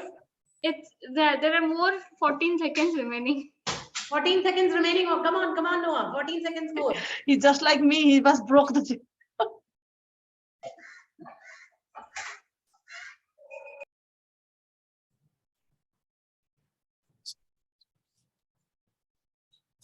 Yes, Okay, Divya. time up, time up. Time up. How many, Mamta? It's more than 45. Yes. So did you hear my message? Right? You estimated, Noah, that you can only do the clapping 25 times and you did more than 45. Right? So what we do is we underestimate ourselves. Right? We have the capacity to contribute more to our personal and professional life. We have the capacity to be more productive. Right? And with this note, I wish you, that you develop a very strong organization culture by having a very strong belief system, by having an open mindset and believe in yourself, right? You can perform much more than you expect from you, right? Thank you so much. That gives very positive vibes, Yeah, thank you so much. Thank you. Thank you. Thank you, Noah. Thank you so much for Nice wonderful. to see everyone on camera Thank you. and doing everything. Hello, tudo bem? Yeah, can we take a pic, Divya? Yeah, it's time for break. Yeah, I have already. Yeah, if everybody can be on one mode. Just If for a second. everyone puts their camera on, then we can have a group picture. Absolutely. Yeah, I was. Mamta, your responsibility. We are done actually. Oh my God. Is it? It's very difficult, no, to convince everyone to switch on their camera. True. Some professional, that enforcing time to time, and individually they're asking for the name, then only they are able to switch on. Otherwise, everyone is passive mode. I don't know why. Yes, it's difficult. But what we can do is we can plan one day and inform everyone in advance so that we have everyone at the same Absolutely. time. Yeah, that might work. That might work. Today Thank is you the so photo much, session. everybody. Wish Let's you go luck. there Wish you slide. great learnings. Yeah. Wish you Thank great you learnings so ahead. much. Over to you, Dr. Geeta. Thank you so much, Shikha ma'am. That was a very useful and insightful session. So we also get to learn a lot from each other. So I could just hear the last 15-20 minutes, but that was very insightful. So thank you. And Dr. Geeta, Dr. Geeta, I would like to introduce you. I want to do my duty, Dr. whatever has Harminder, been given to me. Dr. Harminder, Dr. Shikha talked about organizational culture. am I audible to you, ma'am? Yes. Yeah. So I was just about to say, can we take a short break before we proceed? Okay, so I have a class at 3:15. I think 3 o'clock they'll be back. Sure. Yep. Okay, no problem. Okay, let's take a short break, everyone. 5 minutes. Yeah.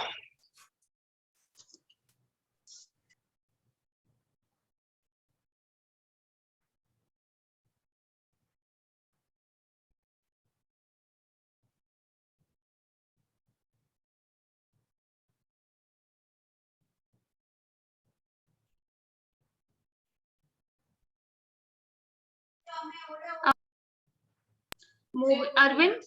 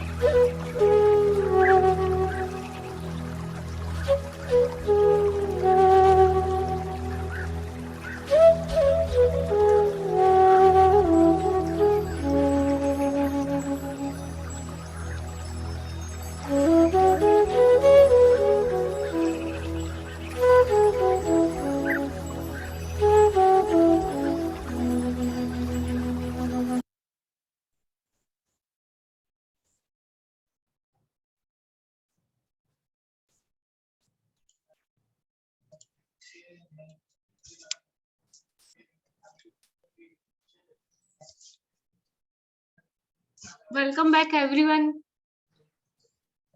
I hope you got a couple of minutes off and you are back now.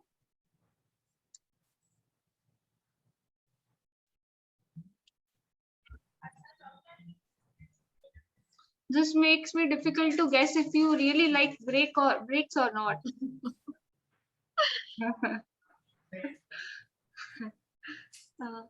So good afternoon, Dr. Geeta, Dr. Harminder. Good afternoon.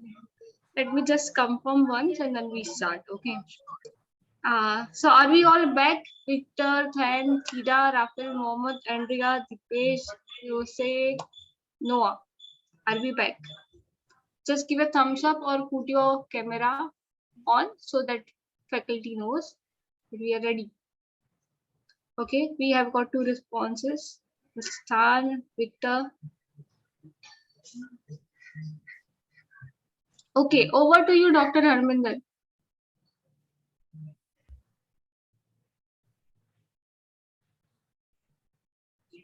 All of you are welcome back in the session. We were having a session on organizational culture by Dr. Shikha Mishra, where we discussed about how the shared values, beliefs, and personality and our own thought process together brings a culture of the organization. And if we want to adjust to the culture of the organization, we have to synchronize with that. Related to this is a session which will be taken by Dr. Geeta Mishra is on creating systematic approach to equity, diversity, and inclusion.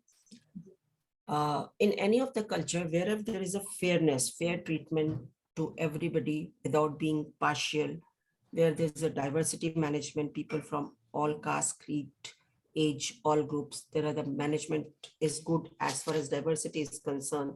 So definitely that kind of thing is going to create an inclusive culture in the organization. So here Dr. Geeta will be talking about how to create a culture, inclusive culture, or how to bring equity, diversity in the culture so that it is called inclusive organizational culture. So I would like to give a brief detail about Dr. Geeta Mishra. She is presently working as an associate professor in the area of human resource management at Amity College of Commerce and Finance, Amity University, Uttar Pradesh. She is a trainer in the area of soft skill development for professionals in the banking and corporate sector. She has published case studies with Ivy League and other reputed sources. And she has published papers in the repute of national and international journals. She has rich experience of teaching and research. Students are doing PhD also under her. She's also the reviewer of the editorial board of national and international journals of repute. Her training interests include team building, negotiation and conflict management, diversity and inclusion. That is why I think she has been given this topic, diversity and inclusion, and leadership in digital era. Her research interests include performance management system, gender studies, entrepreneurship, and qualitative analysis. She is PhD from Jamia Millia Islamia University and MCOM from Delhi University. And she was on a short assignment to RMIT Australia also during her SAP program from Amity. Welcome, Dr. Geeta, for taking a session. Over to you. Thank you so much, ma'am. Thanks a lot for the introduction. Thank you so much. So just from my understanding, Divya, is the PPT visible? No, I was just about to say we can see your folder. Okay, let me just try this again.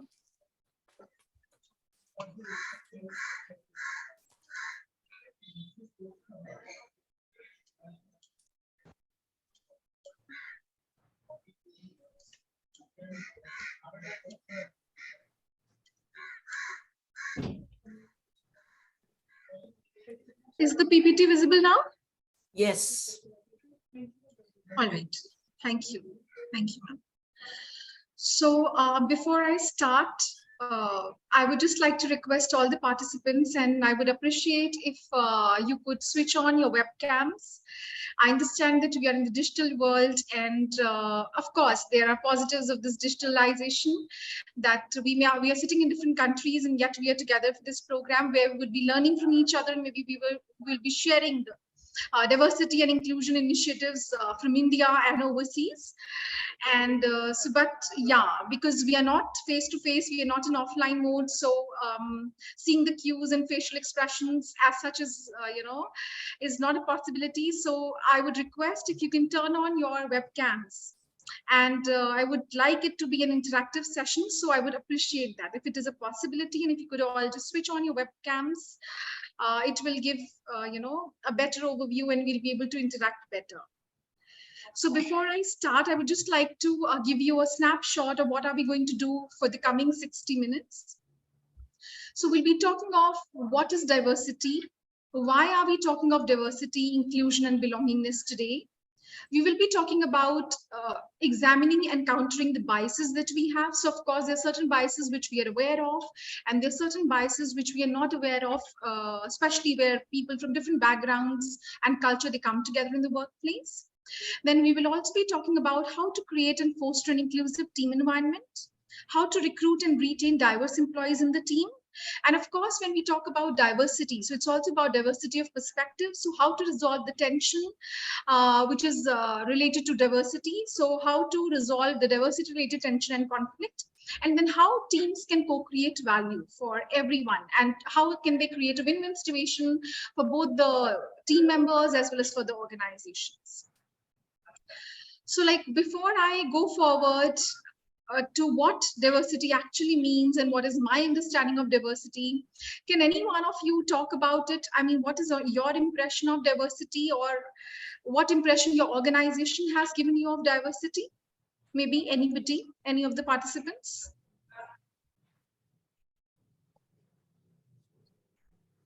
If there could be anybody who would like to voluntarily talk about it.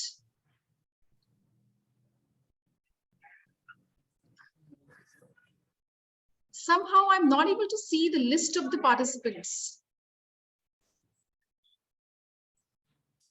Dr. Shikha, आप ना screen share slide show mode पे डाल दो. Yeah. I think yeah. So I think Noah, you're trying to say something? yes, I think diversity is some mix of mankind is of some things. So we can take as an example of some organization, okay, and which has many different people or many different departments. So is many different things in the same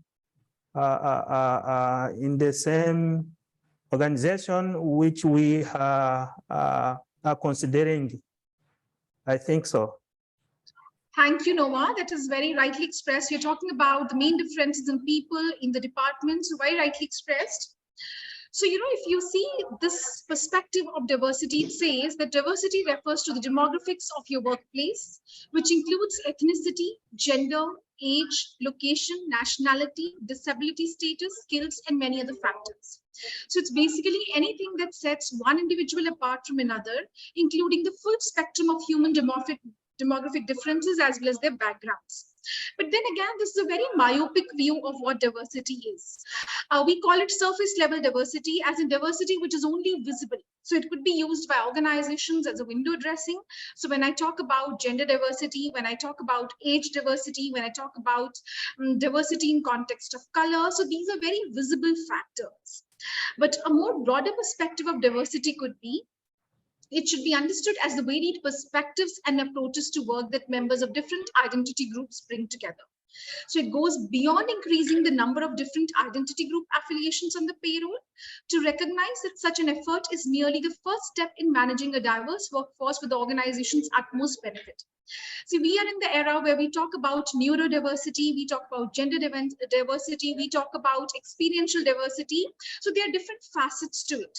So nowadays, organizations are moving from the surface level diversity, the factors which are visible, to the factors which may not be visible in the first go. So to a deeper level of diversity, allowing members of traditionally underrepresented minority groups to bring their complete selves to work. So it's more to do with the ideas, it's more to do with perspectives, it's more to do with how to be more creative and how to be more innovative. So we'll go further into different paradigms in just a little while. And very interestingly, I was reading an article, it is published in Harvard Business Review, and there's a recent study which is published in 2022 by Williams and Dolkus. So we see there is a lot of talk about metrics. So it is very rightly said that, what cannot be measured cannot be managed. So organizations are using various diversity metrics also into various HR processes to see that how many women have they hired, how many people of color have they hired, how many people with differently abled people have they hired, how many people with autism have they hired, because we talk about neurodiversity also. But, very interestingly, it may be good to, as a symbolic measure that, these are the number, but numbers will not do any good if you just stop at where the numbers are. So diversity and inclusion initiatives begin after this, after you have a diverse workforce. So on the contrary, when we look at process metrics, it will tell us that where the problem is, where the gaps are. So for example, we have women on board, but then are they given equal advancement as compared to the male counterparts? If we compare their salaries, so is there gender parity, is there salary differentials, at par, if the salary is at par with their male counterparts? Or if I say that if a company has transgender employees, so how well the company is giving them opportunities or space to move up the career ladder, how quick it is happening. So process metrics will give an overview of how and where are the gaps and how we can fulfill them. So I'm reminded of a very, a very intriguing case of Kochi Metro Rail Company. So this Kochi Metro Rail Corporation, it came into limelight. So it's a center state-run public company in India here in Kochi, and it came into limelight in 2017 because it hired 23 transgender employees. And, it was a very proactive measure. It was a very, pro step when it comes to social inclusion. And it received a lot of appreciation from different people from different walks. But shortly, there was another news which came that, if you see today, only 6 out of 23 transgender people are working there. And now where was the gap? So the gap happened that the company had a myopic perspective, as it just wanted to hire transgender people, not realizing that what happens in the lives of transgender people. So what went wrong was that they missed out on the holistic inclusion perspective. And when the landlords, or where the transgender people were living, when they got to know that of the gender identity, when the gender identity was revealed that they are from third gender, they're trans employees, so they were asked to vacate the spaces. And some of the landlords or transgender people shared in their interviews that, they raised the rent exorbitantly very high. So they were finding it very difficult to, to find housing accommodation or to find space to stay. Usually people prefer, staying near to their places. So that was not happening. So even though they got employment, but they had to leave the jobs because it was becoming very difficult for them to commute or to find a housing accommodation. Now, what Kochi Metro could have done instead is that we talk about boundaryless organizations, that, if you really want to be inclusive, or if we talk of the concept of holistic inclusion, you have to delve deeper into the lives of your employees who are coming on board with you. So what Kochi Metro could have done is that they would have, had they foreseen, had they, they had a foresight that, these are the challenges that transgender people could face. They could have had collaboration with housing accommodation companies. They could have spoken with the landlords. They could have arranged for the residential stay of the transgender people. But shortly, the people resigned. They could not be retained because they were facing other problems. So for the companies nowadays, it's very important not just to look at the statistic, not just to look at the outcome or the data. We call it data-driven diversity. So not just to showcase the representation in numbers, how many, different kinds of employees you have on your payrolls, but also to see that, where there is a need to bring about relevant changes in your recruitment practices, in your performance management practices, in your retention practices, and in your, talent acquisition practices, in the welfare practices. And so basically the outcome matrix just gives the body count or the number where you would just know the statistic part, but people are not just statistic. People are not just data. People have a lot of socio-psychological needs also. So the process matrix will tell that where are the problems in employee management processes and how that can be rectified, how that can be taken care of. Now, another question before I go further is that, you know, of course, we know that when a diverse team comes into play, there could be a lot of challenges and opportunities, but just your understanding that, you know, why are we talking of, why is every organization, whether it is a multinational company, an international company, everybody is talking about diversity, inclusion, belongingness, whether it is IBM, whether it's Microsoft, whether it is Google, and every company on their manual, they have this agenda of diversity. There was a time when we did not even see diversity officers in organizations, but today we have a separate division and we have a D&I officer who's attending to these kind of concerns. So any idea why so much impetus on diversity, inclusion, and belongingness? From anybody of you?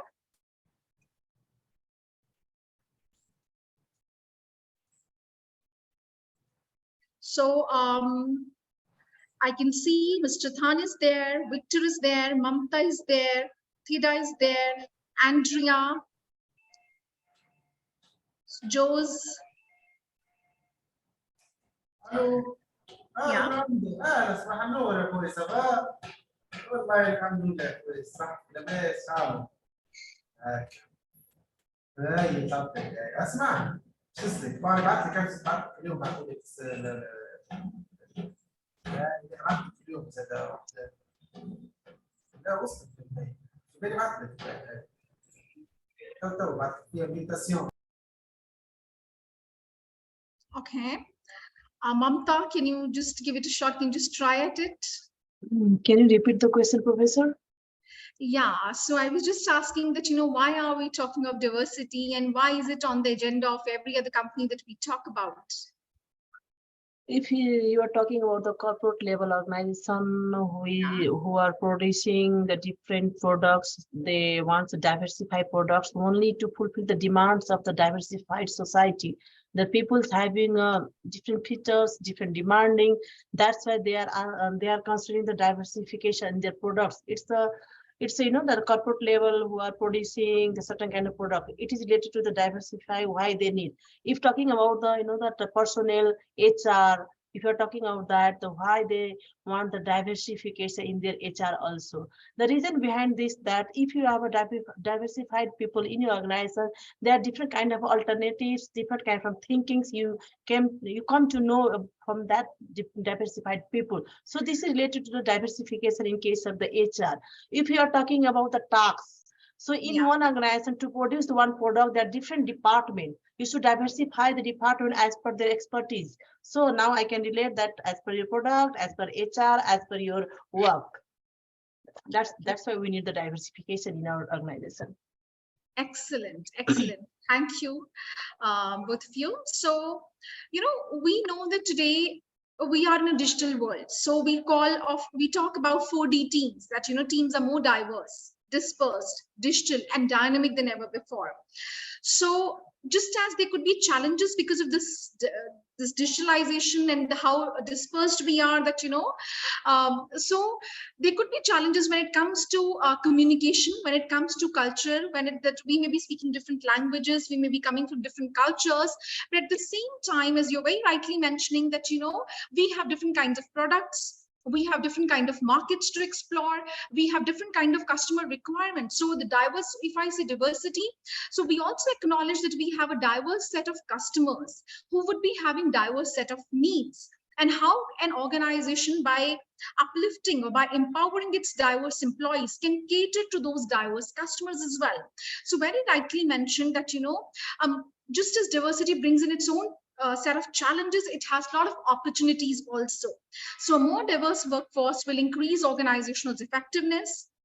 It will bring in creativity, it will bring in flexibility, it will bring in innovative ideas. It will also give scope for organizations to have better access to niche markets, to new segments, to capture new markets, and then enhance productivity. So now, again, the question is that, when we talk about the different benefits of diversity as it has for the organizations, for the customers, but still we see that, most of the diversity initiatives in the organizations, they backfire or they don't work. Now, what is the reason that, most of these diversity initiatives that the companies take, many a times, I was talking to a friend and she's a diversity officer in an organization. She was saying that, we have people from different backgrounds, different experience. We are also hiring transgender people and we have more women representation in our board, but still we are not having those kind of financial returns. So we are not that profitable. So we're just having a word about that, where are the companies going wrong? So it is because of how diversity is implemented in organizations. So, the one way how organizations approach diversity is, we call it a discrimination and fairness paradigm or an assimilation paradigm, where companies say that, okay, we welcome everybody, we want to be equitable, we want to offer equal opportunities, we want to be fair, but they believe in the paradigm of being same. So instead of acknowledging the differences, they say that, we are all the same. So such kind of organizations are mostly, you will see that, they are bureaucratic in nature. The leadership is like that, top-down directives. They have proper code of conduct. Everybody is expected to exhibit a uniform behavior, and the premise is that we are all the same. So these organizations, they hire diverse employees, but at the same time, they also encourage uniform behavior. So of course, the hiring could be fair, but at the same time, they're saying that, we are irrespective of the differences, we all have to exhibit the same behavior. So they are overlooking the concerns of people, or they may be overlooking the different challenges that different people might be facing. So I'll give you an example that, there's this company which is mostly into giving consultation, and they take up they use quantitative data to help their clients with giving research and consultation advice. So any employee who's in such a company will not be very that idea will not be very forthcoming if he or she says that, maybe can we not foray into qualitative dimensions? So instead of quantifying the data, can we not just have interviews of people and maybe collate the quantitative data with the qualitative, research areas. Similarly, an employee who thinks that, the advertising campaign of a company who's into PR and media and advertising, that may not be good for all kinds of ethnic groups, may not feel very comfortable if an organization is following an assimilation paradigm and sharing that, this advertising campaign may not be received very optimistically by all ethnic groups. And maybe she knows that because of her personal experience of belonging to a particular ethnic community. So such kind of organizations, they more than focusing on the differences, they focusing on having a uniform set of behavior or, a proper code of conduct. So they usually subvert to differences to encourage harmony. So instead of acknowledging that there could be conflicts, there could be challenges and how we can resolve them, they focus on subverting differences to encourage harmony. So such kind of organizations, how do they go about managing diversity? They have mentoring programs, they have career development programs for their employees who are from the minority groups, and they also give training programs to other employees to respect cultural differences. So they believe in the idea that, we are all the same. And that is why they miss out on the beauty of differences. On the contrary, if we look at another paradigm, which is the equity and access paradigm, or we call it a differentiation paradigm. Okay, so, this assimilation, before I just miss it out, assimilation paradigm is mostly coming from legislation that, because the law requires it, because the legislation requires it, so we are kind of doing it. So, but diversity is very marginally practiced in these organizations. On the contrary, when I talk about differentiation, such companies, they say that, diversity is not just fairness, but it is also making business sense. So they are not just implementing diversity just because it is fair to be, or it is morally correct to be having a diverse workforce, or because it is ethical, or because it is, falling within the legal mandate. They do it because, they say that, we celebrate differences, and it is not just, fair, but it is making a lot of business sense. So we'll be able to expand our markets, we'll be able to capitalize on new customer segments, we'll be able to capitalize on niche segments. So here, their fundamental is that, we can take advantage of different kinds of people, so we can celebrate those differences. I'll give you an example that, there's this US investment bank, Access Capital International, and this bank, they just thought that, why not foray into Europe? And, they wanted to foray into different countries and in different, regions. So now what they did was that, initially when they forayed into Europe, they had US employees there. But after a while, they found that, they were not able to make much business because the employees were not able to connect well with the locals there. They were not able to understand the culture. They were not able to mentally connect with the customers there. And that is why they were not making too much of profit. So now after deliberations, what they did was that, they hired Europeans when they were expanding into Europe. So they hired Europeans there who had done their MBAs from North America. And thereafter they found that, it was really making a lot of sense. They were able to connect with the customers. They were able to make profits. They were able to make them understand about their banking procedures, and they were able to, sail through. They were able to make profits. So, but then I was just reading the excerpt from their top management, and they said that, even after 10 years, so if we are in Germany, we have Germans out there, we are in different countries, we have locals out there. So we celebrate each other, we respect our differences, and also we are allocating the niche markets based on the people who had the cultural competence of that area. But what they missed is they're saying that, today we feel that even after 10 years, we do not know what Europeans are doing and how they're doing it. Of course, we know that what Europeans are doing there, what Germans are doing there in that branch, but we do not know how they are doing it. So they picked upon the strengths of their employees, they picked upon the strengths of their people, but they failed to learn from each other. And in an excerpt, he said that we did not have common meetings about the cultural differences. So the heads or the directors of different countries, or the heads of different branches, they never came together for a meeting about cultural differences. So far we do not know that which portion of the investment banking requires uniformity, and which portion requires cultural competence. So even after 10 years of doing business, we do not know that what Germans are doing, how they're doing it. So we do not know the subtlety. So we did not learn from the cultural differences or from the strengths of each other. So like assimilation was not even, they were colorblind, or they were gender blind, or they were not paying attention to the cultural differences. On the contrary, the organizations which are paying attention to the differentiation, to the equity and access paradigm, their employees usually feel excluded from other opportunities. So they feel that particular segment is given to them, or the branches in itself become outlets of operational business, but they do not learn from each other. The culture or the cultural differences are not integrated into the overall mission, vision, and culture of the organization. So now then, how do we go about it? So now a recent paradigm that companies are following are the integration, which we call as learning and effectiveness paradigm, where it transcends both assimilation. So from assimilation, they're picking the fairness aspect, and from differentiation, they're picking up the celebration of differences aspect. So they believe in promoting equal opportunity and valuing cultural differences. So under integration, there is this company, again, a legal company which is into litigation. So it is a law firm. So they had the mandate of this law firm is that, we want to represent all women. So we want to take up cases which from women of different backgrounds, from women of different experiences.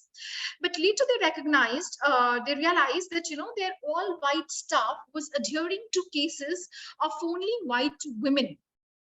And when it came into the notice, so they said that, that's not going well with our mandate, because we are a firm, a law firm, which the mandate is that we need to stand up for all women, and not just the women belonging to a particular ethnic background, or women belonging to color. So then they hired a Hispanic attorney, and their expectation was just that, this Hispanic attorney will bring in clients from her community. But besides that, what they saw was that, she brought different perspectives with her. She bought, fresh scope for the organization. So they also started cases which earlier they were ignoring because they thought that that's not in the mission and vision of the organization. Then they hired more attorney of color, and they found that, then they also started taking up cases which they were not taking prior to that. So they also picked up litigation against English only policies. So the litigation which challenges the English only policies. And there was yet another opportunity that, they could also take up cases for the migrant women, or, other women with different kinds of challenges, of women with different kinds of, backgrounds. So whenever we talk about integration is that, accept people the way they are, allow them to bring their complete selves, learn from them that maybe they can give a different, scale of operation for the company. So if we talk about IBM, IBM celebrates autism also. So it is a company which is following neurodiversity also.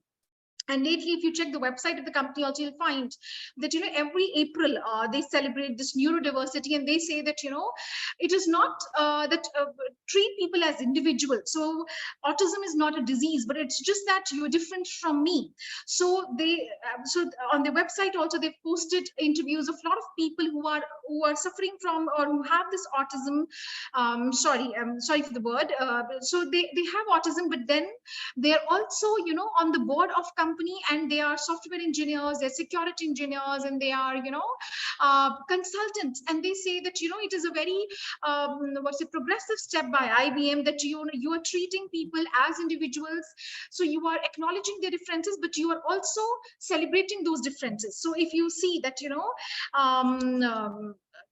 will find a lot of employees who are having autism, they're sharing that, how they've they like going to work, and they feel so happy at work, because if you see that, if you see the percentage, that very few people with autism, they get full-time employment. So they take pride that, we are working for a company who is acknowledging us, who's giving that much of confidence, and who's learning from us also. So they are in the position of management consultants, software engineers, security engineers. So it is like learning from each other, because every new perspective can open a new horizon for the company, a new business segment for the company. And also it makes an employee feel accepted and valued and belonging. And that is how an employee can give the best.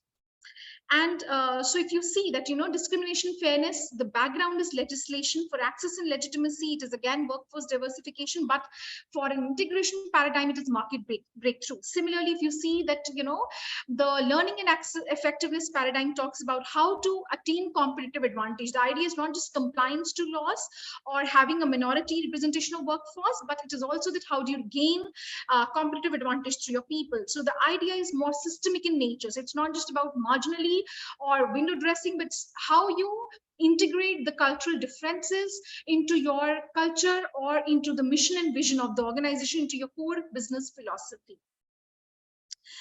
So in order to achieve integration, the perspective is that we are all on the same team with our differences, not despite them. So we celebrate the differences, and we are not there with our differences, but not just despite them, but we are there with whosoever we are in a complete sense. So to achieve integration, it's important in companies to open discussions of cultural backgrounds, to learn about each other, to eliminate all forms of dominance, and to secure organizational trust. So unless and until there is trust, people will not feel open to share their ideas or their perspectives very freely. I would like to bring your attention also to a recent research which was published, again in Harvard, and it is about that how employees with a diverse Twitter network, one that exposes them to people and ideas they don't already know, tend to generate better ideas. So it is published by Praise and Steve Todd in 2015. So if you see the Twitter network of these two employees, what can you make out of it? Anybody? Kida? Jose, Andrea, anybody? You can see these two networks, and what can you make out of these two Twitter networks of employee A and employee B?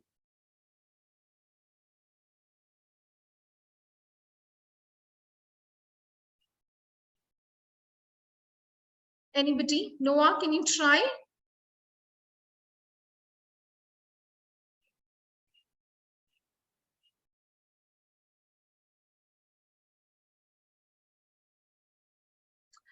Mr. Than, can you try?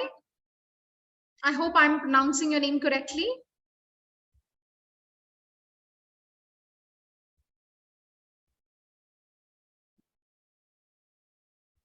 I'm trying to catch up you Okay.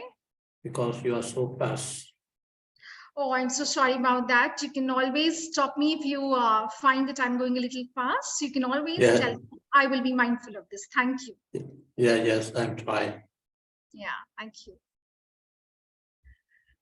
So, Mr. Than, I was just saying that, you know, the Twitter networks of two employees, employee A and employee B.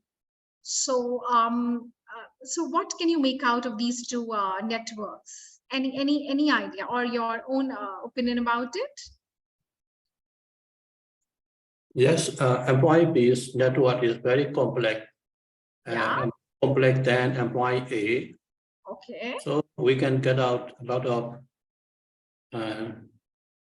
more. We can get out more benefits. I think so.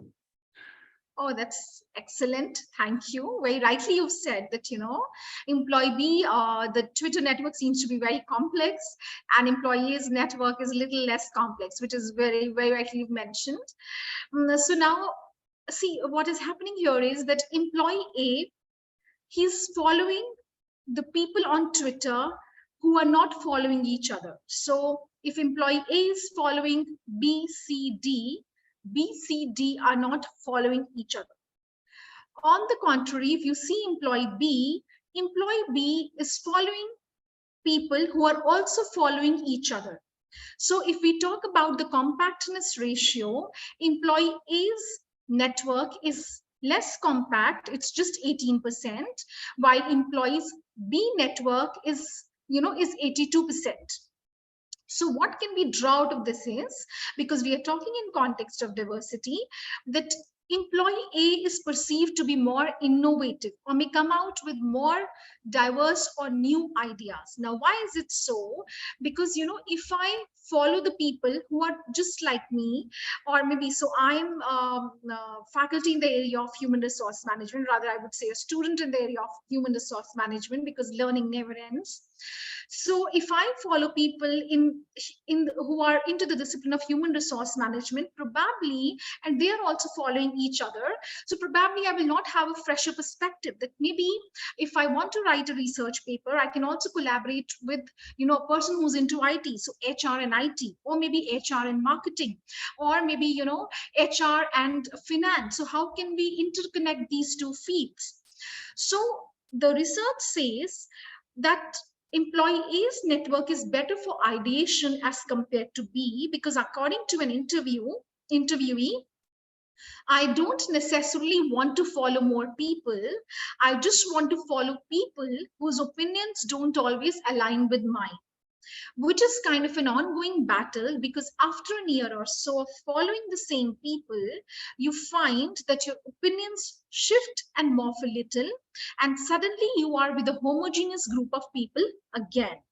So what was happening is that employee A was supposed to be more innovative and better for ideation, because employee A was following people who were not following each other.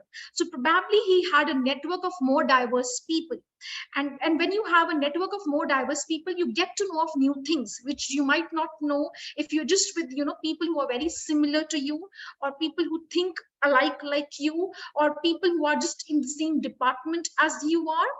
So, and as compared to B, because B was following the people who were already following each other.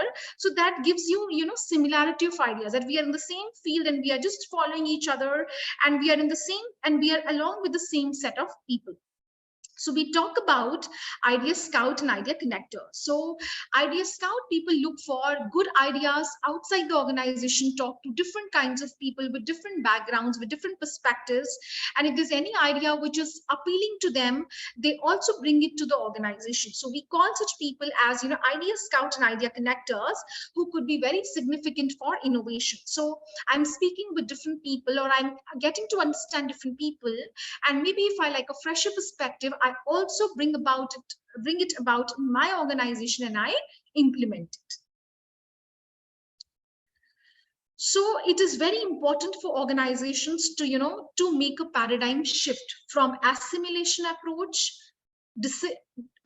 differentiation approach to an integration approach. So it says it, and how is it possible? So instead of being data driven, we have to be data informed. So numbers are one thing, statistic is one thing, but people are not just statistics. There are a lot of things which go inside people. So we have to understand that a diverse workforce will embody different perspectives and approaches to work.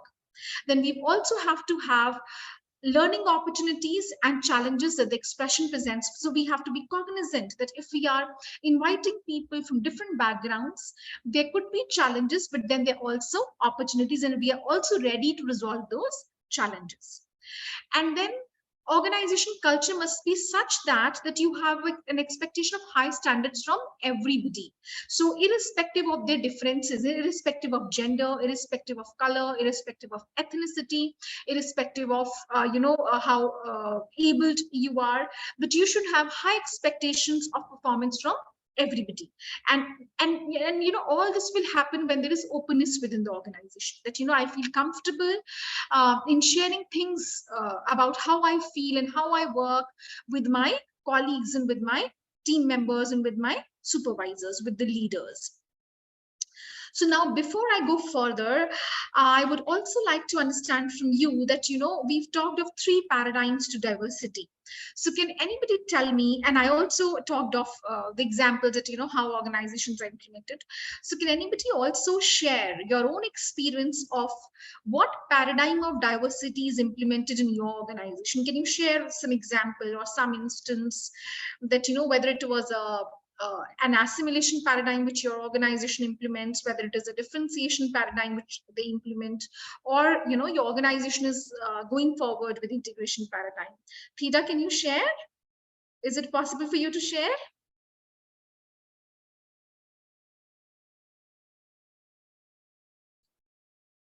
Andrea, Dipesh, would anybody like to share what kind of diversity initiative your organization is implementing?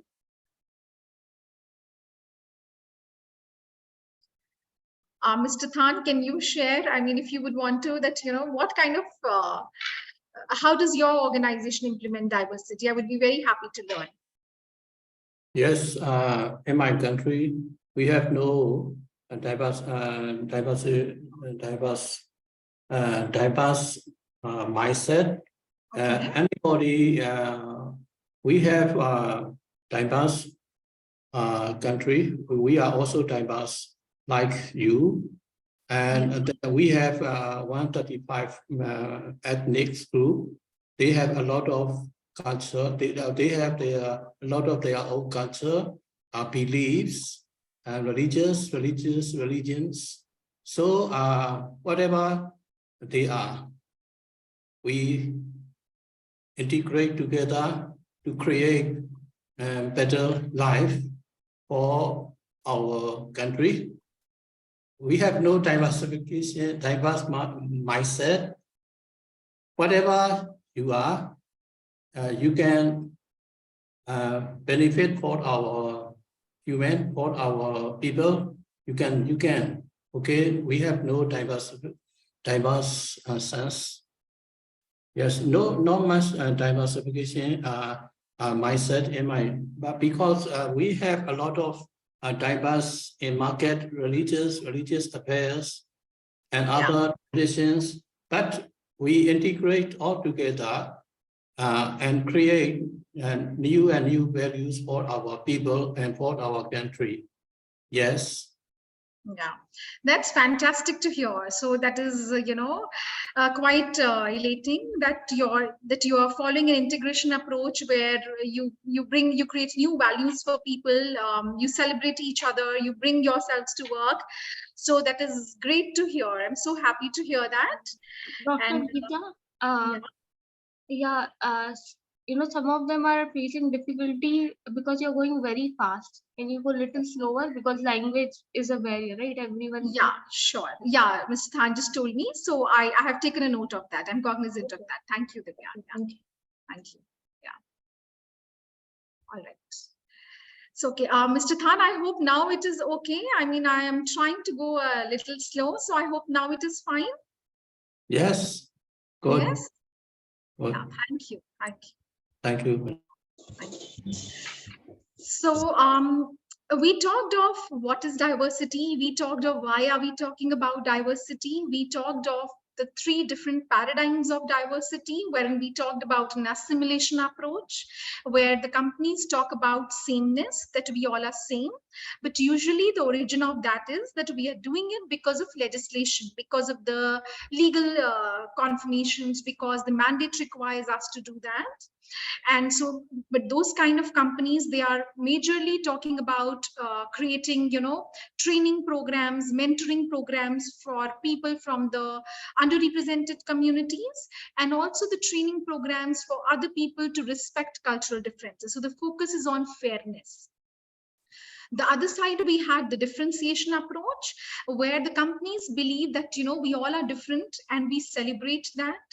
And they are also taking this opportunity of having different people, because these different people can attend to different customers and also to different countries. So they leverage diversity to capitalize on market opportunities and to capitalize on niche segments.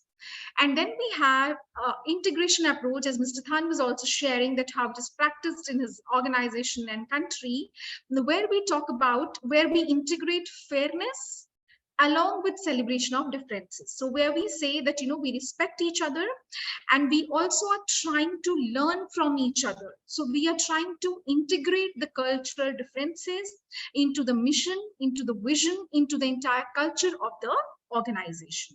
So I have just given a snapshot of what I have spoken of. And like we've talked of diversity, but it is very important that diversity will be of no good unless and until the organizations have taken good inclusion initiatives. So diversity focuses on the makeup of the workforce, demographics such as age, gender, color, race, just to name a few, while inclusion is a measure of culture that enables diversity to thrive. So any effort for diversity will be of no good use unless and until you create an inclusive environment. And like we also said that, if a company fails to have genuine inclusion efforts, it would be just taken as tokenism. So the diversity that lacks genuine inclusion is often called tokenism. An inclusive workplace doesn't just have a diversity of people present just on the payroll, but it has a diversity of people involved, developed, empowered, and trusted by the business. So it is very important. So like I was sharing the example of Kochi Metro Rail, that they hired 23 transgender people, but they failed to acknowledge, we call a concept as holistic inclusion in HR. So they were very myopic. They failed to get deeper into the lives of their people who they were hiring, and failed to acknowledge the challenges that they might be facing. So they could not understand that if you're hiring transgender people, once their gender identity gets revealed, it will be difficult for them, or they could face different challenges. So after that, even though they put in a lot of efforts for hiring them, but still out of 23, only 6 people could be retained, because their landlords asked them to vacate the place once their gender identity was revealed, or even when they were asked to stay, they were asked to pay exorbitant high rent. So, but the problem there was that they were just focusing on the number, the data, how many trans do we have? And they came into limelight for hiring transgender people. But what they missed out was the process part, that, when you're hiring, you could have tied up, you could have collaborated with housing accommodation, with the residential companies, with housing accommodation companies, or, or could have provided residential accommodation to the transgender people so that they could have been retained. So with this, I would also like to give you an example of a hotel here, which is into the hospitality group, Lalit Suri Hospitality Group. Now, this hospitality group also hires transgender people and people from the LGBTQ community. And they know that, most of the transgender people, so here, if I talk about India, you will find that, a large number of transgender people are dropouts from educational institutions or academic institutions because of bullying or because of discrimination. So now what they're also doing is that they have waived off the qualification criteria for transgender people. And they say that we are going a step further, and which they call as holistic inclusion, that we are going a step further. So we hire them irrespective of the educational background, but then we train them. So they train them for a good period of around 4 to 6 months, and then they are placed on job. So because you know that what could be the limitation, so you are overcoming that limitation. So you are hiring them irrespective of the educational background, and you're training them to be a part of your organization. So that is what we call as inclusion, or that is what we call as holistic inclusion. And you know now what prevents us from being inclusive? Of course, in organization, we have the best of best practices, but then what stops us from being inclusive? So that is our ingrained biases. Certain biases we are aware of, certain biases we are not aware of. So if I talk about unconscious biases, that is ingrained in human. So we may not be aware of those biases. And what are these biases? These are the prejudices in favor of or against a thing, a person or group compared with another, usually in an unfair or a negative way. So for example, that, you know, many a times we make quick judgments about people. There could be affinity bias, that, you know, I have a liking towards people who are just like me. Or we could have, you know, a halo effect bias, or maybe, you know, a contrast bias. So we may not know that these biases are there, but they may be at play. So now I will just take you along with it, and let's see that, you know, what kind of biases do we have. So what do you see? Anybody? It is look like a science spelling. Okay, Mamta, it looks like science.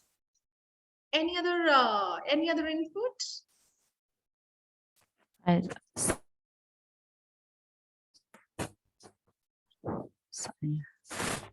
Science. Science. Yes. Yes. Science. Yeah, science. Okay, so Rapahel is messaging science. Okay, very good. Anyone else? You can put it in the chat box, or you can talk about it.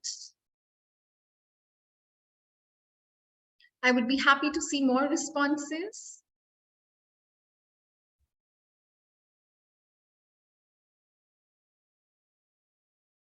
All right. So, Mr. Khan, what do you see? Would you like to give an input? Okay, I think I have another chat message. Okay, Victor is saying looks like numbers. Okay. You know what? When this slide was shown to me, my first impression was it is science. Because, you know, since childhood, we've been reading it, and this seems very familiar. But you see that, you know, my slide is a little hanging. Give me a second. It's not going to the second slide. Yeah. So if you see that it could be a number plate. So it is S615N65, right? And you know, it is with all of us, because we are so familiar with this term science that the very first impression, even when I first saw this, my impression was also, yes, it has to be science. So, but then Victor, I think, was saying that, you know, there's something to do with numbers. So yes, it is, you know, alphabets and numbers together. Now, what do you see?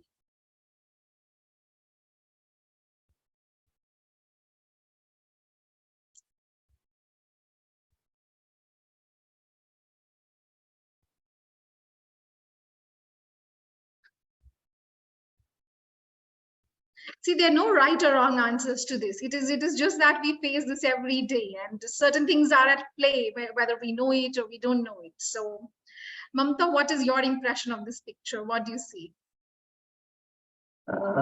With this picture, I feel that I'm in temple. Okay. Okay.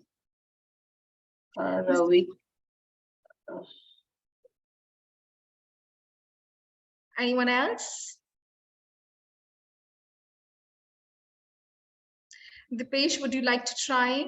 Victor, would you like to try?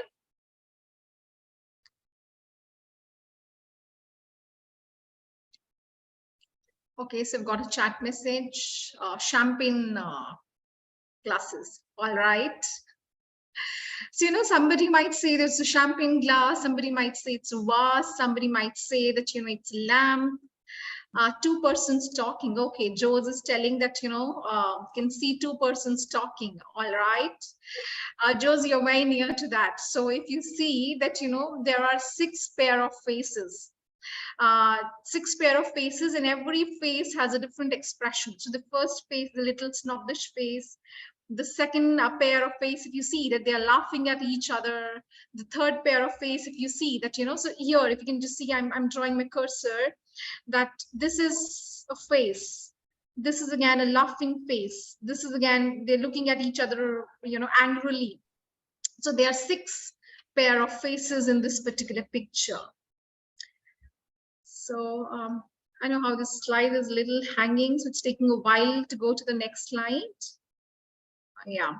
So now what you see that, there's this cat who's looking at the mirror and is seeing a lion. So it is that, we don't see things as they are. We see things as we are. So maybe it is the same picture for everybody, but each one of us is having a different perspective of that. So for the same picture, some people said that, it is a champagne glass, some said it's a lamp, some said it's so when I saw, I thought maybe it's a chessboard. And, but then there were faces.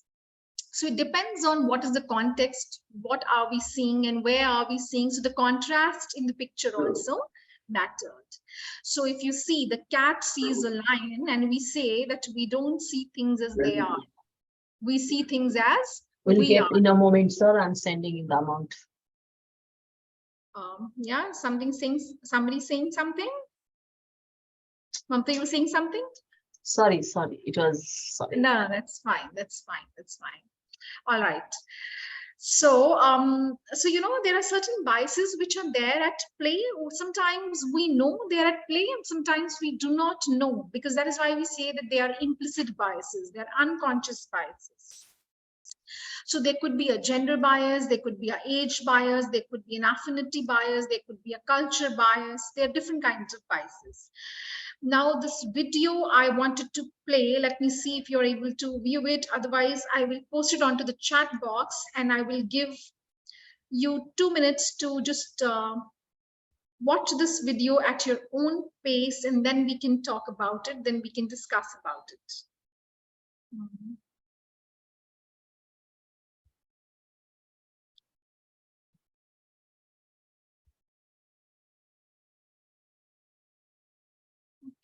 Where is this channel?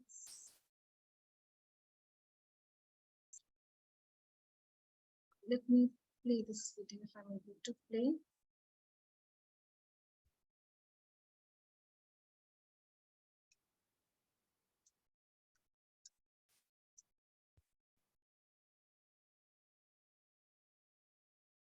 Yeah.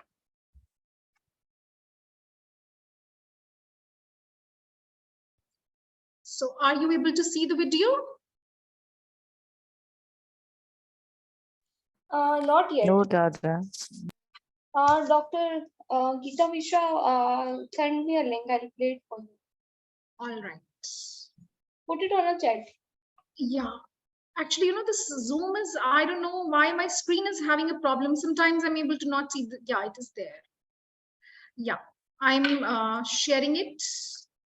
Yeah. Divya, have you received it? Yeah.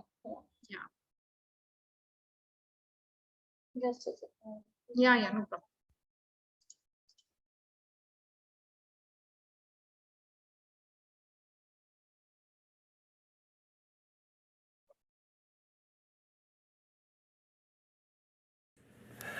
Right, so I wanted to get everyone's input on the right person to lead the project, since Joe is moving across to the Zero Base project. Now, I think Cynthia's our best bet. She's a fast learner and she's led on a similar project before. I've had limited interaction with her, but it's hard for me to picture her leading the team. Well, I think I agree. I don't think she has a strong enough technical background. I'm not sure that she can give the time needed for this kind of project given her family situation. Aggressive timelines like this require someone's full attention. 2 young children take a lot of looking after. We don't want anyone having to leave early. That doesn't necessarily mean you can't still work efficiently. And mine are a little older.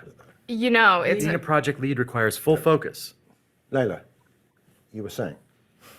Divya, Joe, you you able to play? questioned Cynthia's technical background, but she has a PhD in computer engineering. Yes, but that's just an academic qualification. Oh, well, I see. Otherwise, I have also posted this link onto your chat box. You can watch it. The link is Actually, there. what and exactly then are we you can looking discuss for? in another Ravi. minute. He's been with me since we created the application. And if you're taking me off the project. Because I need you on the zero-based Divya, project. are you able to play it? But he's got the experience and the expertise. Yes, I'm already playing it. Is it not visible, audible? Not to me, not to me. Others, is it?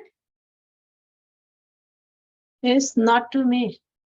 It is not to you. Oh, sorry, I've been playing it and Geeta, you have to unshare, then only she will be able to do it. how can do it? Wait.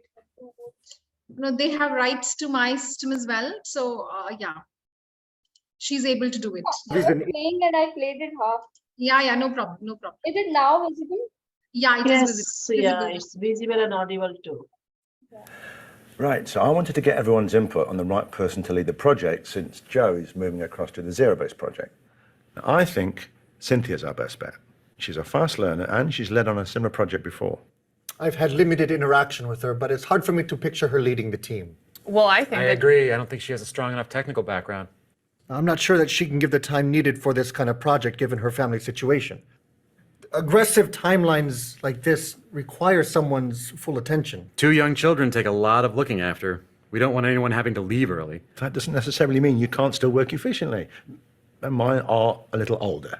you know, it's Being a project lead requires full focus. Layla, you were saying? Joe, you were questioning Cynthia's technical background, but she has a PhD in computer engineering. Yes, but that's just an academic qualification. Oh, well, I see a long list of qualifications here, actually. What exactly are you looking for? What about Ravi? He's been with me since we created the application. And if you're taking me off the project. Because I need you on the zero-based project. I know, but he's got the experience and the expertise. Now, Ravi's in India. We need someone who's available. A lot gets accomplished in random discussions in the hallway. And Ravi is so introverted. He has a different communication style. You know how hard it is to get a word in edgewise at this company. Yeah, that's true. It is difficult to communicate with him sometimes. His personality is suited to his role as head engineer. It just makes better use of his talents. How about Jerry? I like him. He reminds me of that hip-hop guy. What's his name? Why? Because he's black? You know, that's not what I mean. Because he's chill, laid back, cool. Yeah. He has a different style. I mean, I like him. He's fun, but I can't help feeling that he's too laid back. And what's he going to do when the project intensity increases? He hasn't been here long enough. His previous job was at a financial corporation. But he's got a strong application development background, though. And he would bring a fresh perspective. Plus, it'd be nice to have somebody leading who's likable. But would he keep up with the fast pace? So, all things considered, I think Cynthia is our best option. I really appreciate you all taking the time to talk this through. Yeah. Thank you, Divya. Thank you for sharing it. So, all right. Is my PPT still visible or do I need to share it again? You need to share it again. Okay. Yeah. All right. So anybody, what can you make out from this video?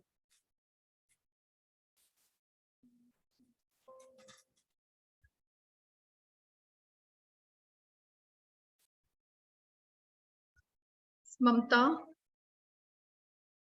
Yes, ma'am. Ida? Yeah?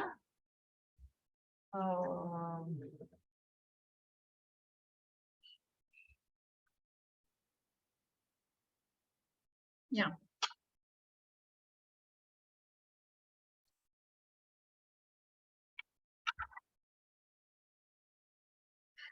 So, what they were doing is that they were talking about who is to be made the project leader. So we were talking about the biases and, what kind of biases we may not be aware of, but which are there. So they said that, Cynthia has got young children, so it will be very difficult for her to be committed to the project. Although that lady was sharing that, she has a very illustrious academic background, she has a very illustrious experience, and she can be a good fit. But still, one of the male counterparts, he had doubts, and he had this inbuilt bias of saying that, Cynthia, since she's got young children to take care of, so maybe she might not be that committed to the project. Another team member is saying that, Ravi seems to be an introvert and therefore maybe unsuitable to be a project leader. And that yet another team member says that, Jerry's relaxed demeanor would not serve the project goals. But, nowhere the research says that women cannot be a good project lead or a good project team leader if you've got kids to take care of. Women are considered to be quite multitasking and taking care of both family as well as the organizational expectations. Then there is no finding which says that an introvert person cannot be suitable to be a project leader. There's no research which says that, a relaxed demeanor is not good to be when you have to be a project lead.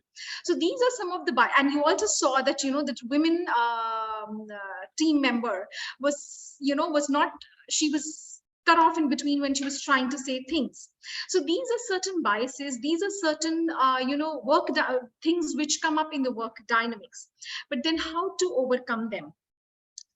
Many a times companies believe, and there's a lot of research which has shown that, if people believe that it's an unconscious bias, they tend to believe that nothing can be done about it, but because it is there, it is inbuilt, it is ingrained. We are ourselves calling it that it is implicit, it's somewhere in subconscious. So then there's nothing that can be done about it. But where you should not stop, or organization should not stop where you need to start at. So if you there are certain ways of overcoming the biases. For example, Google has this policy of calling out a bias. So if you see a stereotype behavior, if you see a stereotype ideation, or if you see that, women team members not given sufficient space to speak, or maybe you are yourself getting biased in choosing a member on your team, so you can call out that bias. So maybe you feel that, it is somebody else's project, but somebody else is taking the credit. You can call out that stereotype or that bias. Then Microsoft, it has a reflection notebook. It encourages its employees to use a reflection notebook. So if tomorrow I am, I believe that somebody who's from my same B school from where I am may be a right fit for the organization, and I know that this is a bias which is acting. So I need to be conscious of it. I need to make a note of it, and then I need to know that, I need to reflect upon, I can discuss it with my, team leads and with other people in the team, that where is this bias coming from? So there was this company who found that, their performance reviews were biased and women were getting less helpful feedback than men did. And then later on, it came to their notice that self-assessments were read by managers. And as the research has proven that women were consistent with research findings, and they were less likely to promote themselves and were harder on themselves as compared to their male counterparts. So eventually, to overcome this performance review bias, what the company did was that they eliminated the self-evaluation section when the form was forwarded to the line manager. So HR was able to reduce the bias against women in managers' feedback by eliminating that part of the form while it went to the line managers. And also, you will see that here is where the technology comes into picture. So many companies are leveraging the digital backdrop, are leveraging artificial intelligence, are leveraging machine learning and softwares to overcome some biases to whatever extent it is possible. So for example, IBM, Facebook, Goldman Sachs, they are using the vacancy prediction software to identify behavioral data of employees to predict their likeliness to leave. Then Cisco, Johnson & Johnson, American Express, they're using job description optimization software to improve diversity by providing recommendations to optimize job descriptions. IBM, LinkedIn are using CV screening software to reduce bias and cost by instantly reviewing a large number of CVs. And then you will see that, many companies, they are taking advantage of the softwares like AI-powered psychometric testing to improve candidate to hire ratio. So many companies are also using and taking the help of softwares to overcome biases. Now, Dr. Geeta Mishra, we conclude here. Sorry Yeah. to put you a hard stop, but we have already exceeded the time. I'll Okay. share rest of your resource material with them so that they can go through it and Okay. then continue. I would just like to, I would just Yeah. like to conclude. I cannot just leave it like that. I just need to- Please. Yeah. I would just like the participants to just do two things before I conclude. One, that you can make a circle and, inside the circle, you write down the names of people whom you are close to, right? And outside the circle also, you write down the names of the people who are there in your organization or in your teams, but you interact a little less, or maybe you know less about them, or maybe who are quite divergent. And then you reflect that, how many people inside the circle are quite similar to you, and they are not very different from you. How many people outside the circle are different from you or similar to you, and what strategies can you adopt to bring the people who are outside your circle to your inner circle, right? So what can you learn from the people who are outside your circle, and how can you bring them inside your circle? This is one thing that you can do for yourself. And just the last thing, that, to make any change in any organization, it is important to understand the culture of the other people, to understand differences of the other people. And as an ally, as somebody who can stand up for the other people in your team, you can help them, you can collaborate with them. You can make intentional decisions to understand, empathize, and act to support of others. And you can also make a lifelong commitment and actively participate, with them, because it's a journey. So you can just reflect upon these slides. I will just show you the slides. That why do you want, what is your motivation of practicing an allyship, that you want to stand up for the people from the minority groups? Is it actually that you want to be a savior, or you're doing it just to impress your peers or your organization? Then do you have enough information about the people whom you want to help? And also, are you helping them the way they want to be helped? So there are two scenarios. One was about Amelia, that, she's a woman in your team member who's often getting interrupted by the male counterparts. So which of the options would you choose? Just think and reflect that, which of these scenarios would you have chosen if you were, one of the team members who wanted to help Amelia. So, and then second, that, there is Emily, who is a visually impaired person who comes and asks for help to a cafeteria. And you tell her that, instead of telling her the way to cafeteria, you offer her help to, accompany her to cafeteria. But Emily says that no, she doesn't want that kind of an help. So which option would you have chosen? I leave it to you to reflect. I'm always available. Either way, I will be in touch. And if you want to further delve into this or want to discuss about this, I will be available. And I would just want to close by saying that, just increasing the people on your teams in terms of numbers may not be of good help. So if a company defines diversity and what it does with the experience of being a diverse organization, that really is something that can deliver on the promise. Thank you. And I close here. Thank you. Thank you, Dr. Geeta, for summing it up and ensuring they know the context when they go through the material. Yeah. Thank you. Thank you. Over to you, Dr. Geeta. Yeah, Dr. Geeta, thank you very much for taking a session on equity, diversity, and inclusion. And you talked about conscious biases and unconscious biases. And at the same time, you explained about how unconscious biases difficult to work upon and how it is easy to work upon the conscious biases.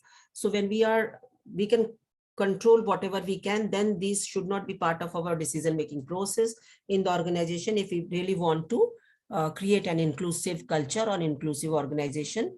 Very good thought process, Geeta, you have shared with the audience, and thank you very much for being here. And it must have been a great experience for all of you. Thank you very much, all of you, for being here for the session. Thank you. Thank you. Thank you, everyone. Thank you so much, ma'am, for your time. And thank you, everyone. It was great to interact with you, and I would look forward to future opportunities of interacting with you. Thank you so much. Please call me after this session. Dr. Geeta, Please Yes, call ma'am. me after this session. Yes, ma'am. I will. Okay. Thank you so much. I have shared the feedback link. Request all of you to submit your feedback. Thank you. We connect on Monday. I'm so used to telling tomorrow. We connect on Monday. We take an off for weekend and we connect on Monday at 11. Have a nice weekend.